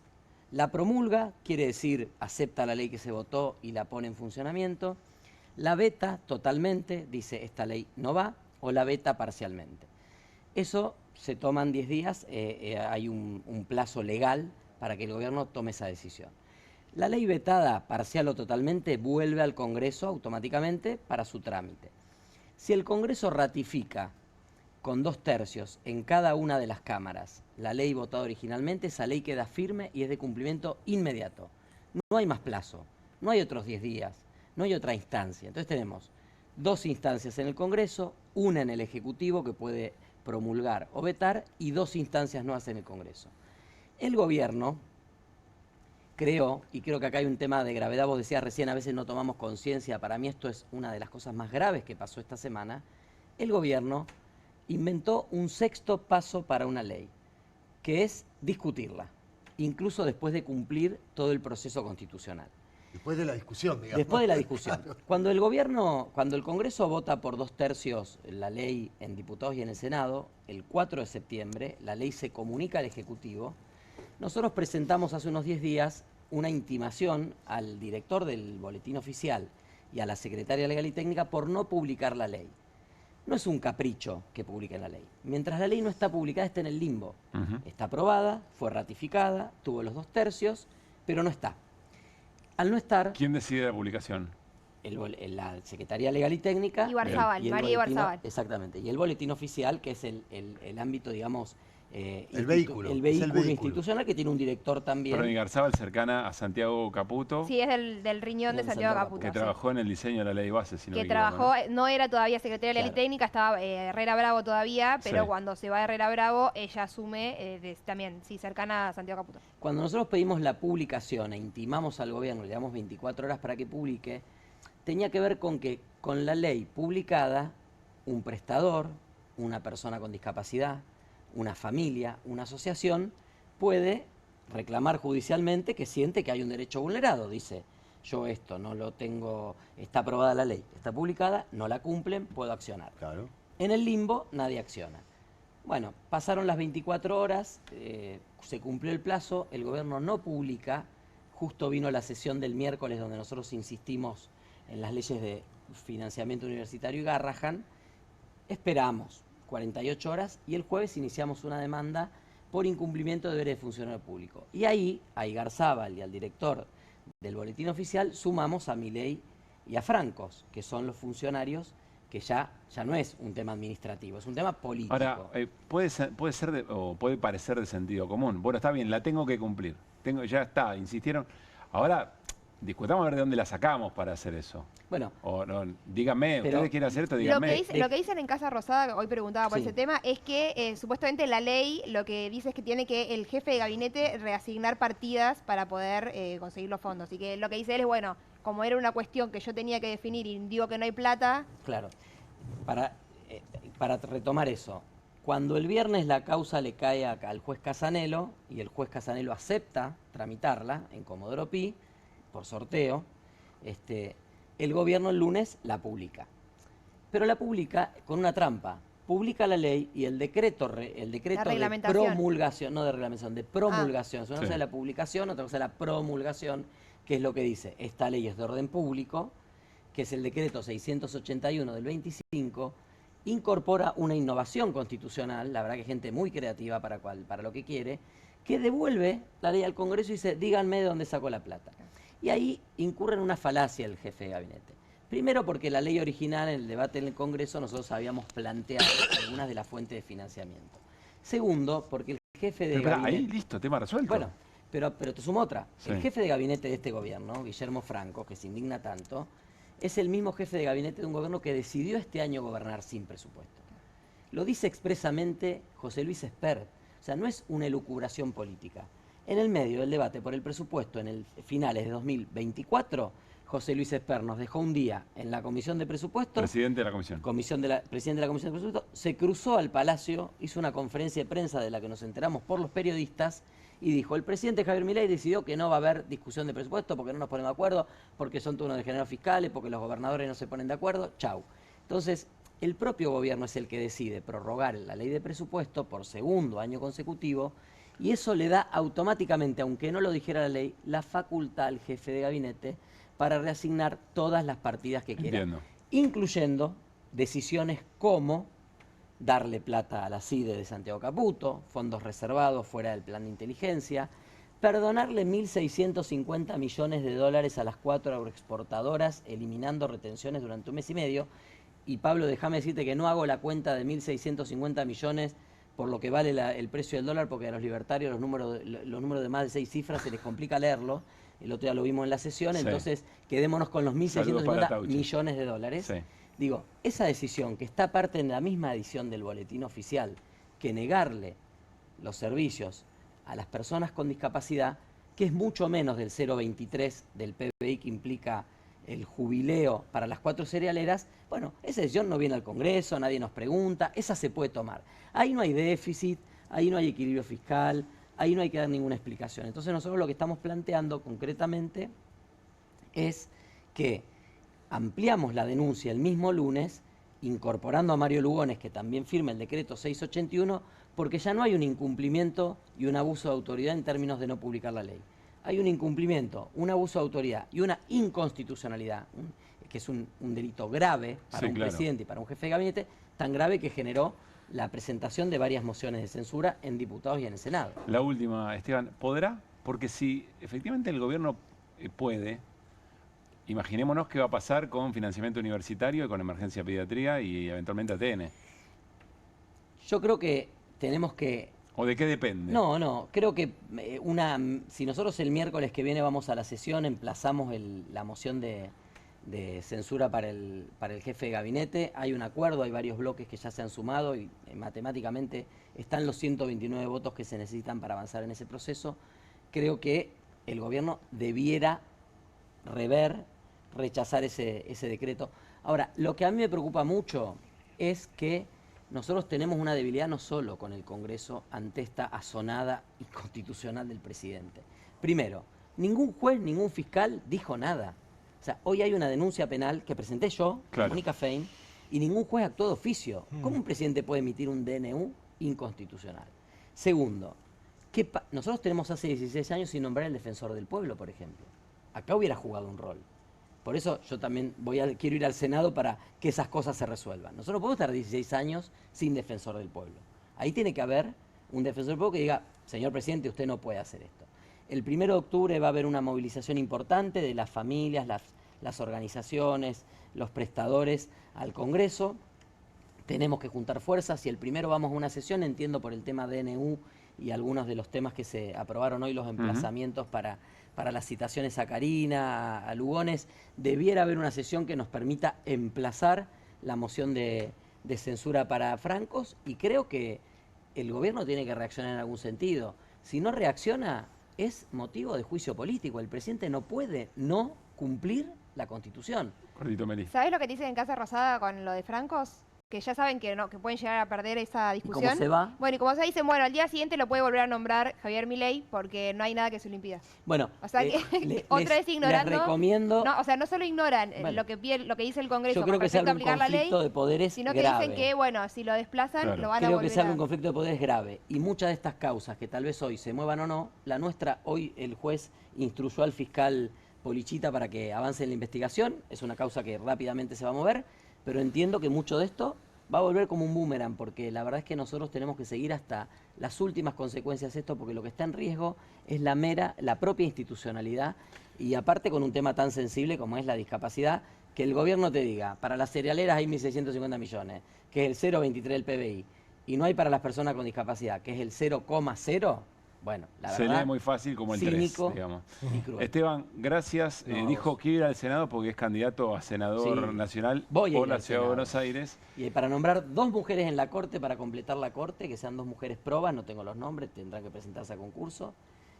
poner paridad de género en la Corte, los 150 cargos en la justicia no nombrados que hacen que Casanelo tenga 2 juzgados. Yo digo, ¿juzgado 11 de quién era? No, subrogado por Casanelo. Hay que acomodar alguna de las instituciones si queremos que este país funcione. Gracias por haber estado. Bueno, Meli, gracias también. No, ¿qué Meli? ¿Te puedes quedar un cachitito más? Sí, por supuesto. Bueno, me interesa que se quede en esta nota, perdón, porque está en línea Jorge Duarte. Jorge es colega, se especializa, analista político, y se especializa en temas gremiales. ¿Por qué lo convocamos esta noche a Jorge Duarte? Porque la CGT anda renovando autoridades. Y es muy interesante, es muy importante en términos de organizaciones que le exigen al momento, a la política y a los gobiernos en este tiempo, y además la defensa de los intereses de trabajadores y trabajadoras. Jorge, amigo querido, ¿cómo te va? Muy buenas noches. ¿Qué haces, Pablito? ¿Cómo andan? Gracias por esperarnos unos minutos, pero nos resultaba muy importante, de mínima, porque va muy bajo radar. ¿Qué es lo que está pasando en la CGT por estas horas? Mira, se están dando una serie de discusiones en simultáneo que tienen que ver, por un lado, como vos decías, la renovación de autoridades y por otro lado, la discusión respecto del perfil que tiene que tener la nueva CGT o la nueva conducción de la CGT y cuál tiene que ser la forma para conducir lo que queda del periodo de Milei en la central. ¿Por qué te digo esto? Evidentemente tienen que renovar autoridades porque el periodo se vence, el 5 de noviembre ya está convocado el Congreso para eso mismo, pero en esa misma discusión se está tratando de saldar la idea de o ir de nuevo a un triunvirato o volver a la figura de un solo secretario general. Hay posturas encontradas respecto de eso. Y cuál tiene que ser el perfil de la CGT para seguir en lo que queda, en los 2 años que quedan de mandato de Javier Milei, si volver a un esquema de diálogo con el gobierno nacional o plantear una conducción más de confrontación abierta respecto de lo que queda, sabiendo que lo que viene por delante, como todos sabemos y como ya lo adelantó el gobierno, es reforma previsional, reforma laboral, reforma impositiva. En buena medida van a estar centrados en los temas, las cuestiones laborales. Ese es el partido que estamos mirando todos, ¿no? Si seguirá siendo dialoguista o algo más combativa. Sí, y en buena medida, ¿quiénes van a conformar, ¿no? las figuras principales de esa nueva conducción que van a terminar de definir esto que vos decías, ¿no? Si va a ser una CGT que esté pensando más en sentarse a discutir con el gobierno libertario, como sucedió hasta ahora, a pesar de que han habido medidas de fuerza, han habido protestas, se han sumado a la última movilización de la semana pasada, o va a ser una CGT abiertamente opositora que rechace de plano cualquier discusión con el gobierno nacional. De hecho, le achacan, por ejemplo, a Gerardo Martínez, que después de la victoria del Frente de Fuerza Patria, perdón, a veces me equivoco con los cambios de chapa, de Fuerza Patria del 7 de septiembre. Cambiando en cada elección, cambia el nombre, ¿qué vas a hacer? Tenés razón, que después de la victoria de Fuerza Patria del 7 de septiembre tuvo una reunión que se difundió muy amistosa con Sandra Petovelo. Le parece que no era momento ni era el gesto que tenía que dar la Central Obrera, que de hecho en la interna del peronismo sí tomó partido casi unánime por la figura de Axel Kicillof y se siente parte de la victoria de lo que fue la construcción del 7 de septiembre. Claro. Jorge, tengo 2 breves de la mesa, Meli. Sí, te quería preguntar justamente por eso que acabas de mencionar de Gerardo Martínez, porque él también estuvo sentado en las reuniones del Consejo de Mayo, en donde se estuvo trabajando puntualmente en las últimas reuniones sobre la reforma laboral. O sea, la CGT va a seguir participando de esta mesa en la Casa Rosada, con francos y con algunos, bueno, hay gobernadores también. Bueno, es una de las discusiones que está abierta. Ayer, por ejemplo, Sergio Palazzo, en lo que fue la presentación de la campaña de Fuerza Patria pensando en octubre en la provincia de Buenos Aires, fue taxativo, dijo, nadie votó el 7 de septiembre para que nosotros nos sentemos a dialogar con el gobierno de Milei. Votaron justamente para rechazar de plano cualquier discusión con el gobierno, ir a una confrontación e incluso pidió un paro general. Hoy la fisonomía de la conducción de la CGT está pensando más en dialogar que en otra cosa. Así está armado el triunvirato y esa fue la construcción que se planteó hace 4 años.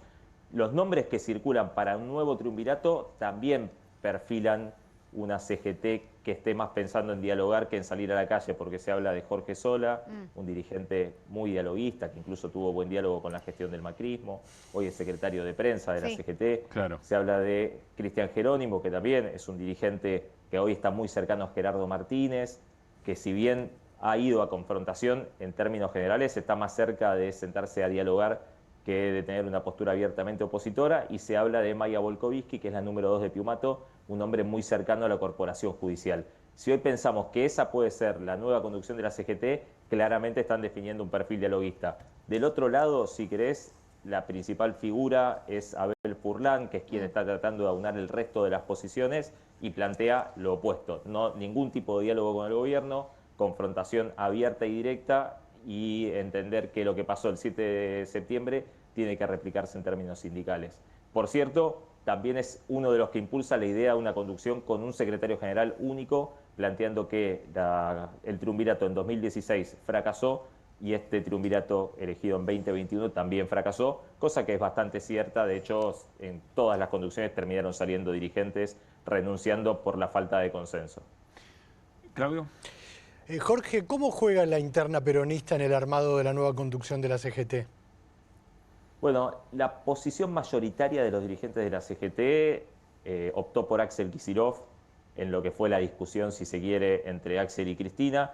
De hecho, Axel Kicillof es el que promovió a Hugo Moyano Hijo como candidato a diputado nacional dentro de sus propios legisladores, digamos. Él le dio a la CGT, les dijo: yo les voy a dar un lugar, ustedes pongan el nombre, yo lo promuevo. Eso fue lo que ocurrió. No han tenido mucho más, pero lo cierto es que Kicillof le dio un candidato a la CGT y uno a cada una de las CTA, a Hugo Yasky y a Oscar de Isasi, CTA de los trabajadores, CTA autónoma. La posición de Kicillof fue muy contemplativa respecto de la CGT y de lo que había ocurrido hasta ahora. Fue retribuida con la confianza del sector mayoritario y hoy están prácticamente todos subidos en ese barco. Queda un sector minoritario, entre los que se puede ubicar, por ejemplo, a Sergio Palazzo, Vanessa Siley, a Carlos Ortega, que están muy cercanos a la conducción de Cristina, que incluso integran la conducción del PJ, pero hoy mayoritariamente están optando por Axel Kicillof y entienden que es el candidato natural del peronismo en 2027. Jorge, sos crack, gracias, un abrazo enorme. Chao amigos, hasta la próxima. Que esté muy bien, Jorge Duarte. Meli, gracias por habernos acompañado. A ustedes, gracias. Que esté muy bien. Bueno, nos vamos a ir a una pausa.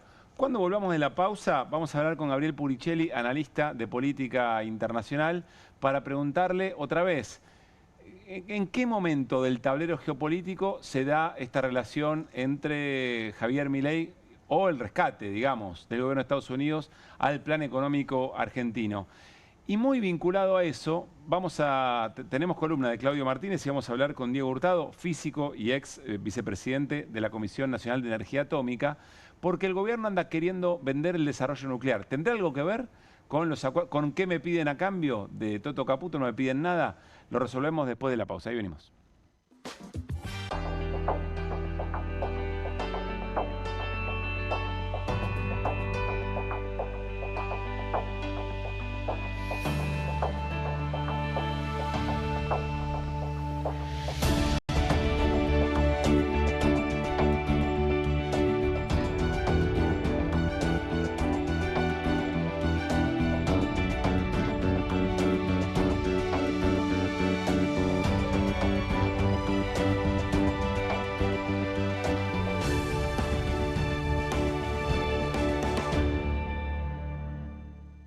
¿Pensás que las subastas no son para vos? Son para todos, porque podés comprar y vender desde donde estés de manera rápida, fácil y confiable. ¿Querés participar de nuestra próxima subasta?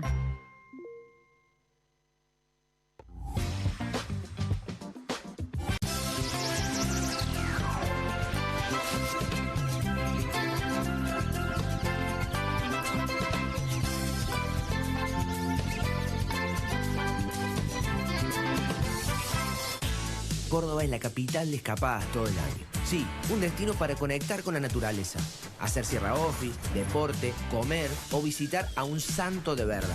Un lugar preparado para que puedas disfrutar todo el año. Vení a Córdoba, disfruta más fácil. Vamos en la dirección correcta, pero el kirchnerismo está dispuesto a reventar todo para volver al poder. Necesitamos sumar más fuerzas para esta batalla. Ya me conocés. Cada vez que tuvimos que pelear contra el kirchnerismo, yo estaba ahí. En octubre tenemos que elegir. O cambiamos de forma definitiva o volvemos atrás y tiramos todo nuestro esfuerzo a la basura. La libertad avanza o Argentina retrocede. Patricia Bullrich, candidata a senadora nacional por la ciudad de Buenos Aires. La libertad avanza. Lista 501. Este 26 de octubre pongámosle un freno al saqueo de Milei. Votá en defensa propia. Votá nacionalismo. En Capital Federal, votá César Biondini, diputado nacional. Frente Patriota Federal. Che, prendete una cosa de loco. Bien, acá estamos, Turco. Nos juntaron. Acá Chino, estamos. qué alegría estar Dame un juntos, abrazo, dame un dame un abrazo. Qué lindo. Qué lindo Vamos a verte. salir por este programa que es maravilloso. Esto es Cata TV Streaming y aparte nos fusionamos con Bravo TV. Qué fusión, qué alucinante. Cuando el talento se une para llevar entretenimiento. Gracias por el talento. Sí, no hablaba de nosotros. Vamos de lunes a viernes de 16 a 17. De lunes a viernes, de 16 a 17 en... ¿Cómo se llama? Esto es Cata TV Streaming, Bravo TV y esto es Una Cosa de Locos. Una Cosa de Locos. Qué bueno. Programón. Por Cata lo vas a ver, por Cata lo vas a disfrutar. Che, prendete una cosa de loco. Bienvenido a todo Latinoamérica. Caras TV llegó a DirecTV, el canal de las celebridades. Entretenimiento exclusivo las 24 horas del día. Más Caras, con la conducción de Héctor Maugeri. Red Carpet, Caras News, Caras Realeza, Caras Fashion, Caras TV. Llegó a DirecTV. Contenidos exclusivos para toda Latinoamérica.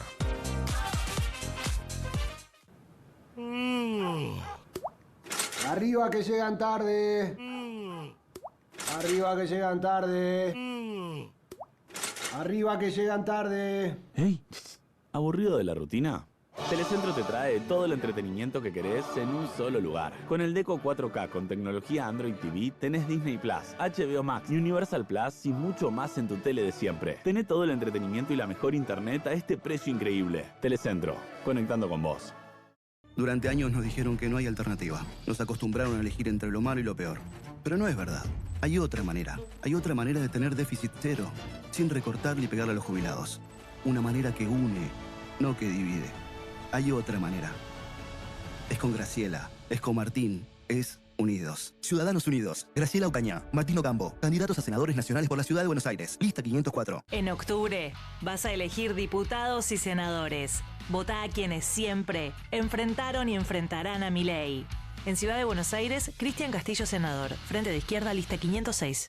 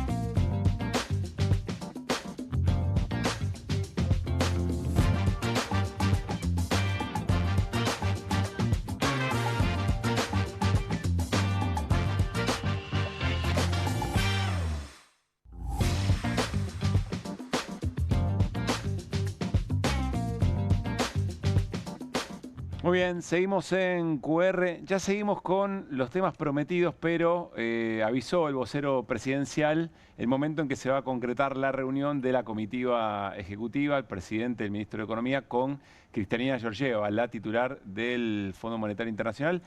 Ahí está Adorni. La reunión del presidente y su comitiva con la titular del fondo se realizará el día de mañana a las 14:30 hora local. Fin, dice Adorni. Creo que tenía algún sentido postergar esa reunión hasta tanto se dé la foto con Scott Bessent, con Trump, Sí, eventualmente. no, impreso. Me parece que tenía sentido. Bueno, está Gabriel Puricelli con nosotros, analista de política internacional. Gabriel, ¿cómo te va? Muy buenas noches. Gracias por la invitación. Recién le pregunté si era de las pocas personas que lo escuchamos a Trump toda la hora que habló en Naciones Unidas. Me dijo que sí, con lo cual lo vamos a analizar para tratar de ver el contexto efectivamente en el cual se da este vínculo específico con el gobierno argentino. Pero antes, y quizás va a ser interesante tomarlo como insumo para la charla enseguida con Gabriel Puricelli, vamos a hablar, o nos va a contar Claudio Martínez, qué pasa con el desarrollo nuclear en la Argentina y decisiones que ha tomado el gobierno, Claudio. Exactamente, vos sabés que la semana pasada, ahora vamos a ver el tape, el vocero presidencial Manuel Adorni anunció la privatización de una empresa que obviamente no está en el radar público, Nucleoeléctrica Argentina, Sociedad Anónima. Lo hacía así. Dale. Se va a firmar el decreto que da inicio al proceso de privatización parcial de Nucleoeléctrica Argentina, Sociedad Anónima. Esta empresa fue incluida dentro de la ley Bases como una de las sujetas a ser privatizadas. El proceso consiste en la venta del 44% de las acciones en bloque mediante una licitación pública nacional e internacional. Además, se va a organizar un programa de propiedad participada de hasta el 5% del capital accionario. El 51% restante quedará en manos del Estado Nacional. La decisión de privatizar la empresa responde a uno de los principales objetivos del Plan Nuclear Argentino a cargo de Damian Reidel, que consiste en promover la inversión privada dentro del sector con el objetivo de lograr la construcción del primer reactor modular argentino, la extensión de vida de nuestras centrales, impulsar la minería de uranio, entre otras cuestiones. Bueno, primero pongamos en el radar qué es Nucleoeléctrica Argentina Sociedad Anónima. Es la empresa pública que gestiona desde los años 90, fue creada durante el menemismo, las 3 centrales nucleares. En ese momento eran 2, Atucha y Embalse. Después, durante el gobierno de Cristina, se terminó la construcción de Atucha 2. Esas 3 centrales nucleares las gestiona, las dirige Nucleoeléctrica Argentina Sociedad Anónima. Además, ¿qué hace? Bueno, participó durante los últimos años, junto con la Comisión Nacional de Energía Atómica, de la construcción del CAREM. ¿Viste que recién decía algo sobre el primer reactor modular argentino? No, no es el primero. No, es que es otro. El CAREM es un reactor modular argentino que viene desarrollando la Comisión Nacional de Energía Atómica con participación de Nucleoeléctrica y que está ya en un 70% de su desarrollo. El gobierno de Milei lo frenó. Ni bien llegó, le frenó los fondos, se frenó la construcción. ¿Por qué? Porque ahora Damian Reidel tiene otro proyecto, que es un proyecto que por ahora está en el papel, seguramente ahora Diego Hurtado nos va a explicar bien de qué se trata, y que lo desarrolló INVAP, pero por ahora es solo una patente. En cambio, el CAREM, ¿sí?, es un proyecto desarrollado en los últimos años y que ya está en un 70% de concreción, frenado por Milei. Los reactores modulares no son una pavada. En este momento son un hit en el mundo. No hay muchos países que dominen esa tecnología porque son una solución limpia para la demanda energética que tienen los centros de datos de inteligencia artificial. Centro de datos de inteligencia artificial, le pones un reactor modular cerca y ya el problema del excesivo consumo, que se habla de la inteligencia artificial y todo lo que gasta, con un reactor modular, energía limpia, porque la energía nuclear es considerada energía limpia, lo soluciona. Es estratégico hablar de esto en este momento con el presidente Milei, Caputo, justamente en temporada de entrega en Estados Unidos. Claro. Por eso me pareció interesante traerlo. Está Diego Hurtado en línea, como les decíamos, físico, y fue vicepresidente de la Comisión Nacional de Energía Atómica. Diego, soy Pablo Caruso, aquí en QR con todo el equipo. Está Claudio Martínez, Mariano Hamilton y Gabriel Puricelli. Te saludamos. ¿Cómo estás? ¿Cómo estás, Pablo? Gracias, Diego. A ver, con esta explicación y este contexto que nos da Claudio, ¿por qué entonces el gobierno hace esto, a tu criterio? ¿Qué hipótesis? Mirá, en el contexto que vienen tratando ustedes respecto de los vínculos que se están estableciendo con Estados Unidos, que son humillantes, ¿no? Es decir, un nivel de sumisión pocas veces visto, el sector nuclear argentino siempre estuvo en la mira. Cuando digo siempre, podemos retrotraernos a fines de la década de los 60, pero se ve muy claro ya durante el gobierno de Alfonsín, en la vuelta a la democracia, las exigencias al menemismo que llevan al desmantelamiento del sector nuclear. Al sector nuclear hubo que recuperarlo. Cuando Néstor Kirchner decide relanzar en agosto del 2006 una política nuclear, era algo que se nos había evaporado en el aire. Es decir, la Argentina se había quedado con escombros de un sector nuclear que había sido el segundo más avanzado en el mundo en desarrollo, después de la India. ¿no? Venía dentro del mundo en desarrollo, de los países en desarrollo, la India siempre tuvo ahí un liderazgo y la Argentina vino detrás de la India. En los 90 esto se pierde y cuando se ven las razones, claramente son exigencias geopolíticas, es decir, las relaciones carnales, como se los llamó o como hoy se lo puede ver en los manuales de relaciones internacionales, incluyen exigencias sobre tecnologías estratégicas. ¿Y por qué? Sector espacial, sector nuclear, por ejemplo. Sí, Pablo. ¿Y por qué, Diego? Aunque sea una obviedad. No, está muy bien la pregunta, porque hoy Estados Unidos está queriendo, vamos al presente, ¿no? Para no enredarnos con la historia. Básicamente porque la Argentina puede ser un competidor en un área en donde hoy Estados Unidos quiere recuperarse. Hay que mirar el contexto, ¿no? Es decir, Trump hace poquito firmó lo que en Estados Unidos, en el sistema normativo de Estados Unidos, se llama órdenes ejecutivas. El 23 de mayo del 2025, Trump firmó 4 órdenes ejecutivas para relanzar el sector nuclear en los Estados Unidos. Como parte de esas 4 órdenes ejecutivas, se crean ahí relaciones bilaterales, relaciones multilaterales, y la Argentina aparece en el club, en el rebaño, digamos, ¿no? Es decir, en particular, para ir a cosas bien puntuales, hay 2 factores bien concretos. Por un lado, recién lo mencionaba Claudio, el pequeño reactor, el prototipo de pequeño reactor modular CAREM, que la Argentina viene desarrollando desde el 2014 y que cuando se hacen evaluaciones internacionales, no desde la Argentina, evaluaciones internacionales como la Agencia Internacional de Energía de la OCDE, lo sitúa entre más de 50 proyectos, lo sitúa entre los 4 primeros.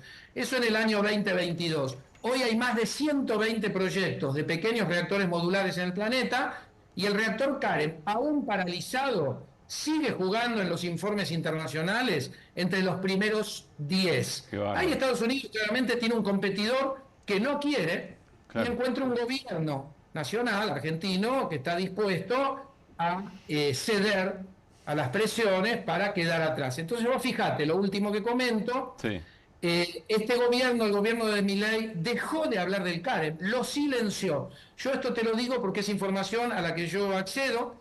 Es decir, el presidente de la Comisión Nacional de Energía Atómica, Guido Lavalle, prohibió a miembros de la CONEA mencionar en reuniones internacionales la palabra CAREM. Casi es medieval, ¿no? Es decir, ahí hay un problema de inquisición que incluso llega al lenguaje. Y hay colegas de la Comisión Nacional de Energía Atómica que acceden a reuniones internacionales en donde se les pregunta por el CAREM, porque el CAREM logró una presencia internacional y entonces tienen que balbucear, tienen que responder con evasiva porque ven que puede peligrar su puesto de trabajo, porque este es el clima además, ¿no? Claro. Esto no solo pasa en la CONEA, pasa en el INTI, en el INTA, es decir, un clima de persecución, de cosas que no se pueden hablar. Bueno, y lo último, la desconexión con China. La Argentina, desde el gobierno de Cristina Fernández, había firmado un acuerdo ambicioso con China de colaboración en el sector nuclear, y ahí las exigencias de Estados Unidos también son desconexión absoluta. El sector nuclear, además de, por ejemplo, las centrales hidroeléctricas y otros acuerdos que venía sosteniendo, como el swap con China, se le está exigiendo la desconexión de los vínculos en política nuclear con China. Eso es más o menos, Claudio, el escenario. Diego, en los últimos días el gobierno argentino firmó el programa FIRST. Me gustaría que explicaras de qué se trata. Justamente, Claudio, el programa FIRST está encuadrado en una de estas 4 órdenes ejecutivas que le mencionaba a Pablo, en donde Estados Unidos decide acelerar, pisar el acelerador. Uno ve que estas directivas que firma Donald Trump apuntan al Departamento de Defensa, al Departamento de Energía y al Departamento de Estado de los Estados Unidos, dando órdenes muy precisas de acelerar el desarrollo de la industria nuclear norteamericana, y el programa FIRST es una pieza de este programa de relanzamiento de la industria nuclear, en donde se busca formar un rebaño de futuros compradores países compradores de la tecnología nuclear que empieza a tener pretensiones de exportar Estados Unidos con este programa, el programa FIRST, como una pieza de esta política industrial, tecnológica más ambiciosa, que lo dicen los documentos,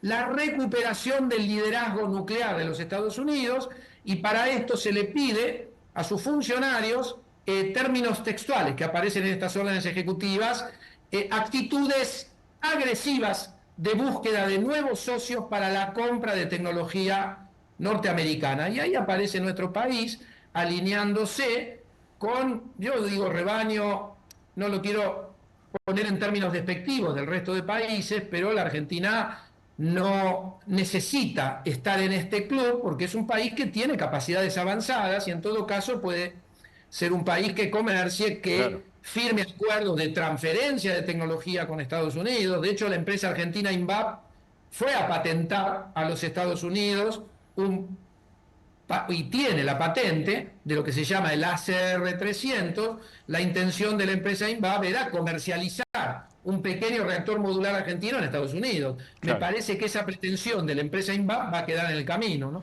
Diego, gracias por la claridad sobre un tema que se habla muy poco. Vamos a insistir con esto, por supuesto, pero en una jornada como hoy teníamos ganas de que sea parte del debate. Un gran abrazo. Muchas gracias. Gracias, Diego.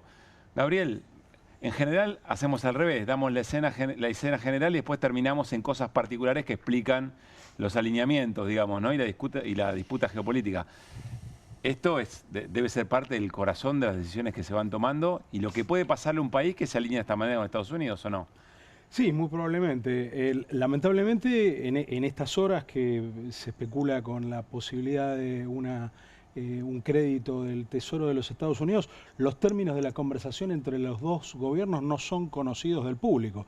Hay una opacidad total. Entonces uno efectivamente, razonablemente puede pensar que las condicionalidades que pueden estar asociadas a ese hipotético, por el momento, nuevo crédito, estarán relacionados con la tecnología nuclear, estarán relacionados con las relaciones con China, estarán relacionados con la cuestión espacial. Pero con lo que cuenta Diego ya se viene trabajando, o sea, quizá tiene razón Caputo cuando decía no nos pidieron nada, claro, porque ya se los pidieron antes y ya lo vienen haciendo. Bueno, la actitud del gobierno argentino es la actitud de un Estado vasallo, con lo cual probablemente Estados Unidos no necesite pedirlo, porque digamos Argentina se pliega de manera tan perfecta a aquello que hace y dice Estados Unidos, bueno, que es probable que ni siquiera haya una conversación, como efectivamente hubo en otros momentos, porque la política exterior de la Argentina ha tenido momentos de mayor cercanía con los Estados Unidos, momentos de mayor distancia.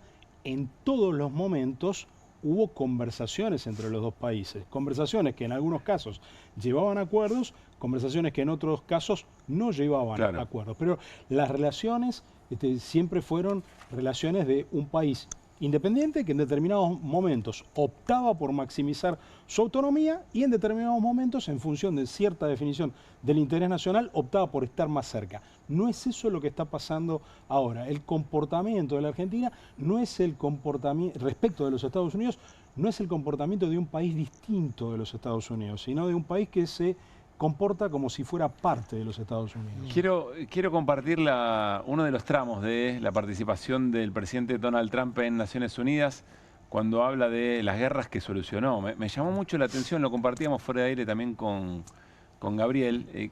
Nos gustaría que presten atención no solamente a lo que dice, es cómo lo dice también. Miren. In a period of just 7 months, I have ended 7 unendable wars. They said they were unendable. You're never going to get them solved. Some were going for 31 years, 2 of them, 31, think of it, 31 years. One was 36 years. One was 28 years. I ended 7 wars. And in all cases, they were raging with countless thousands of people being killed. This includes Cambodia and Thailand, Kosovo and Serbia, the Congo and Rwanda, a vicious, violent war that was, Pakistan and India, Israel and Iran, Egypt and Ethiopia, and Armenia and Azerbaijan. It included all of them. No president or prime minister, and for that matter, no other country has ever done anything close to that. And I did it in just 7 months. It's never happened before. There's never been anything like that. I'm very honored to have done it. It's too bad that I had to do these things instead of the United Nations doing them. And sadly, in all cases, the United Nations did not even try to help in any of them. Y después dice, merece el Premio Nobel de la Paz por eso. ¿Qué ves acá, Gabriel? ¿En manos de quién nos ha puesto el gobierno? Bueno, la pregunta más allá del análisis internacional, si yo respondiera directamente, es lo que veo es un narcisismo patológico, ¿no? Digamos, hay una realidad inventada por el presidente de los Estados Unidos. Se refirió, por ejemplo, a Camboya y Tailandia, que efectivamente tuvieron choques con muertos, efectivamente, durante estos 7 meses. Se puede arguir que sí, hay cuestiones limítrofes no resueltas entre los dos países hace muchos años, pero los hechos de violencia que llevaron a muertos, que no configuraron una guerra, pero sí un conflicto bélico de pequeña escala y corta duración, sucedieron durante la presidencia de Trump. Es decir, acomoda la realidad para presentarse como si estuviera en una entrevista de trabajo, tratando de venderse por lo que no es. Realmente es un discurso notable, curioso.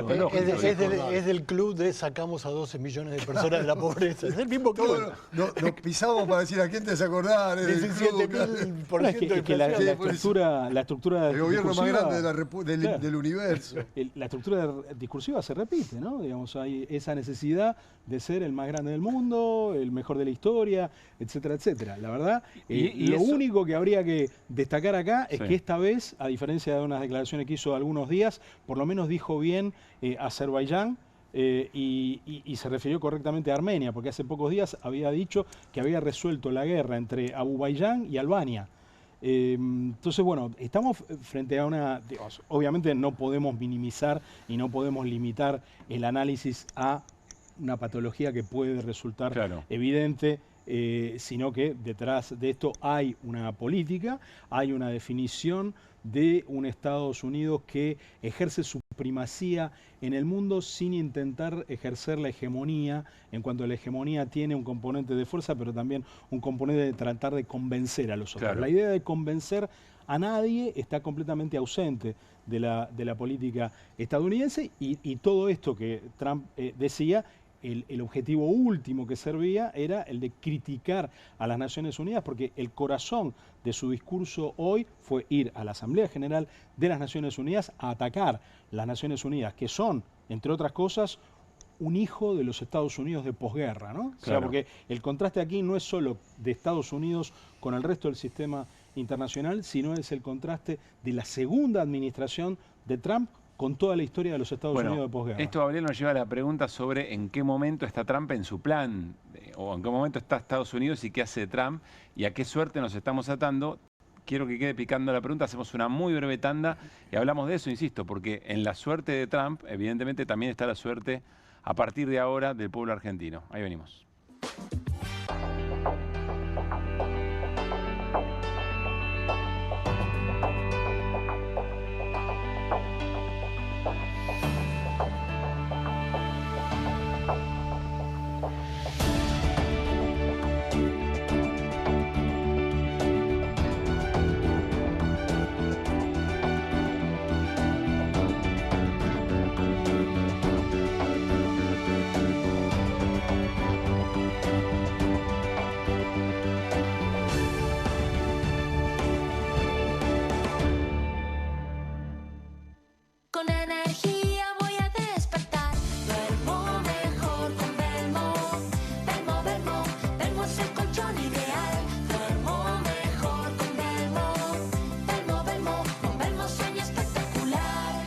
Pilar, contamos con Mimuni, nuestra herramienta digital de atención ciudadana para solicitar turnos, realizar trámites y gestionar reclamos de manera ágil y cercana. Descárgate la app o chatea con nosotros por WhatsApp a través de 11 52 38 68 64. Las 24 horas del día. También podés acercarte a cualquiera de nuestros puntos Muni de lunes a viernes de 8 a 18 horas y los sábados de 9 a 15 horas. En Pilar seguimos acercando el Estado a todos y todas las pilarenses. Pilar, presente con futuro.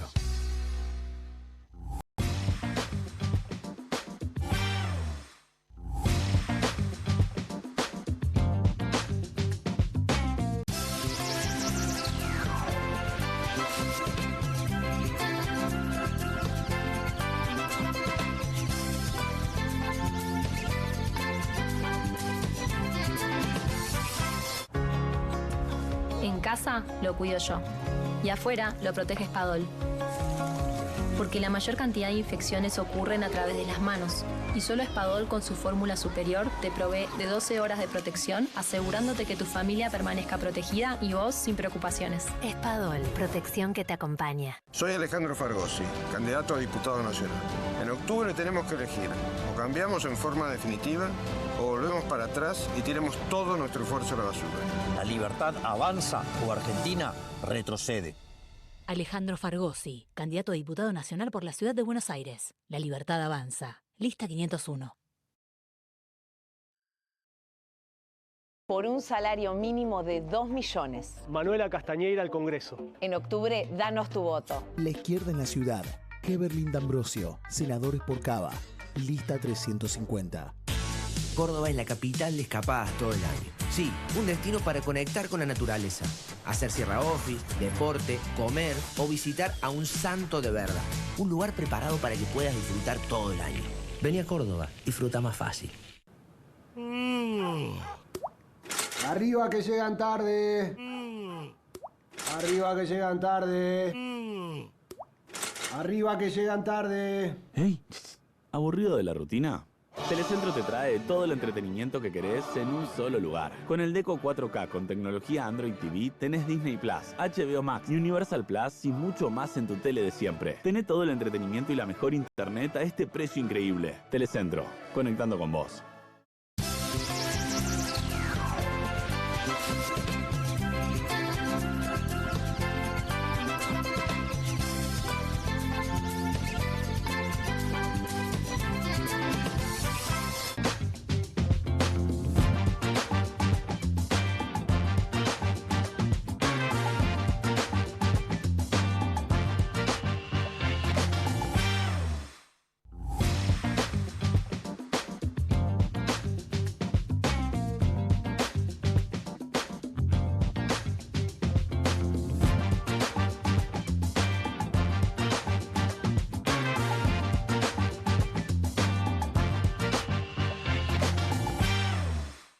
Bien, seguimos en QR, estamos charlando con el analista de política internacional, Gabriel Puricelli, y estábamos hablando sobre en qué momento está Trump en función del esquema, de la maqueta geopolítica y Estados Unidos en esa discusión, porque la sensación es que ahora vamos a mirar con otros ojos lo que pase ahí, tan atados al devenir de Estados Unidos por la decisión de Milei, Gabriel.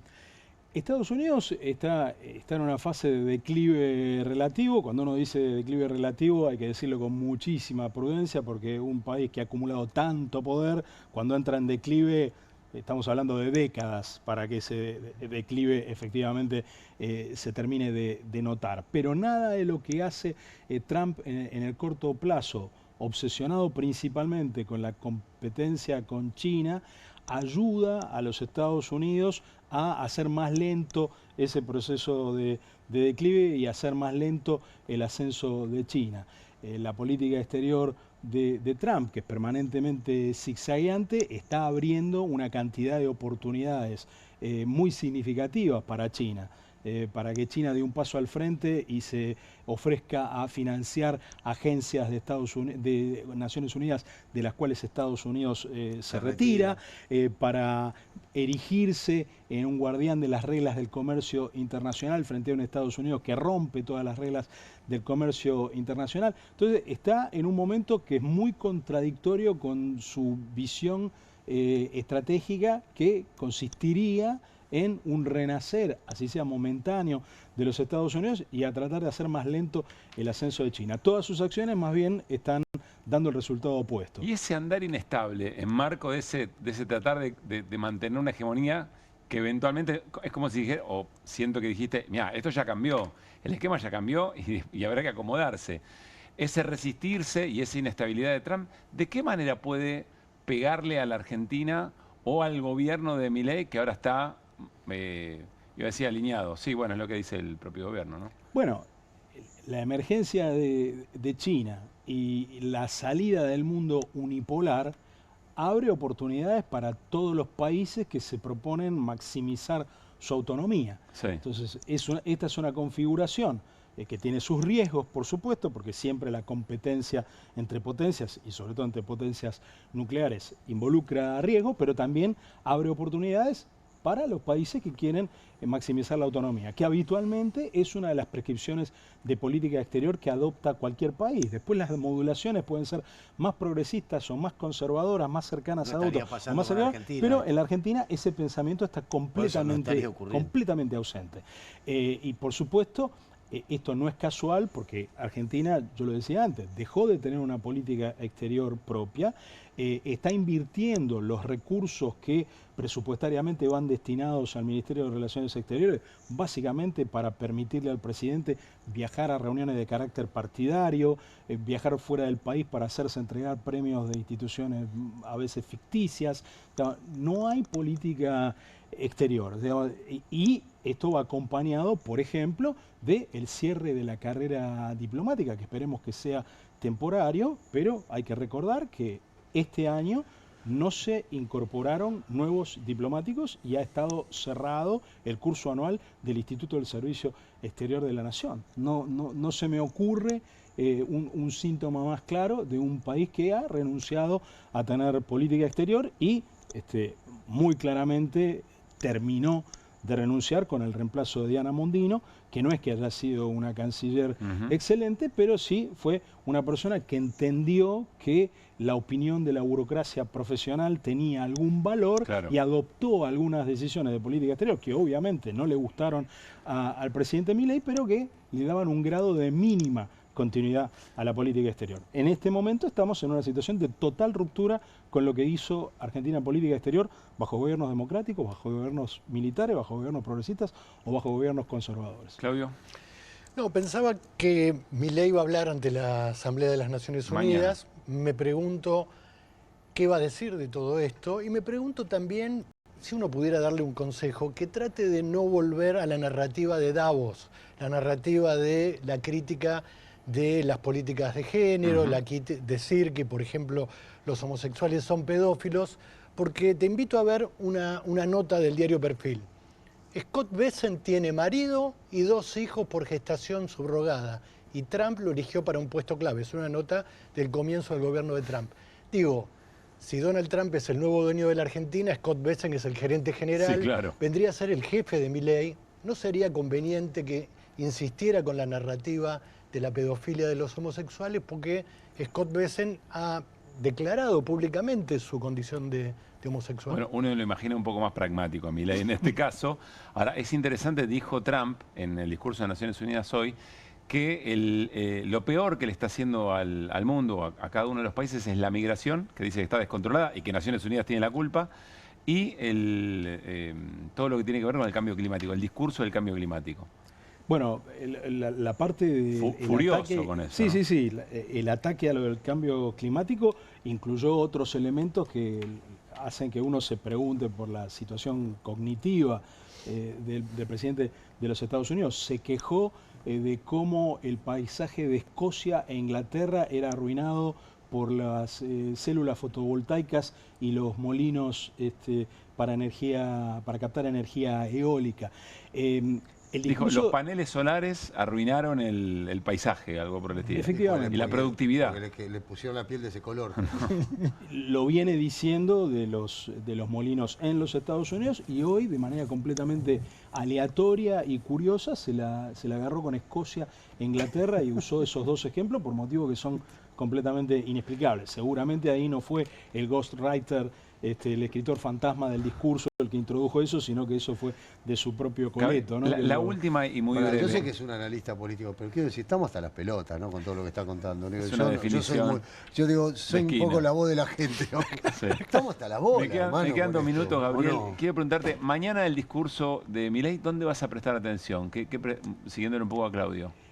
Yo creo que se va, si es por especular, y acá estamos haciendo literatura y no análisis, es un discurso que va a seguir un poco las líneas del discurso de Trump de hoy en varios aspectos, en que seguramente se va a autoelogiar de manera profusa y al mismo tiempo le va a hacer eco a Trump en la crítica al multilateralismo, porque en definitiva, claro, volvemos a lo que decíamos antes, ¿no? El centro del discurso de Trump hoy fue un ataque al multilateralismo y una definición de que el mundo en el que Trump quiere vivir es un mundo donde Estados Unidos elige con qué países tiene relaciones bilaterales y se desentiende del funcionamiento general del mundo. Gabriel, gracias por haber venido. Gracias por la invitación. Mariano Hamilton, Claudio Martínez, lo propio. Además hay que valorar a Mariano Hamilton porque hoy hemos visto una foto del tobillo de Mariano y rápidamente todos pensamos en el equipo Maradona en el 90, un tobillo inflamado.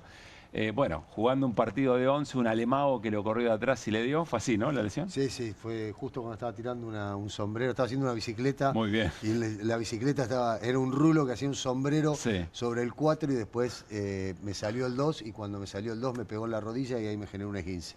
Tremendo. No, mentira, me tropecé con un pozo. No te puedo creer, Mariano, por favor. Me tropecé con un pozo. No. Y estoy llorando del dolor que tengo en el tobillo. Gracias por haber venido, en serio, Claudio. Gabriel, lo mismo. Bueno, nos reencontramos mañana. Haremos QR a las 10 de la noche, ya con la palabra del presidente Milei en Naciones Unidas y, por supuesto, el impacto de todo esto aquí.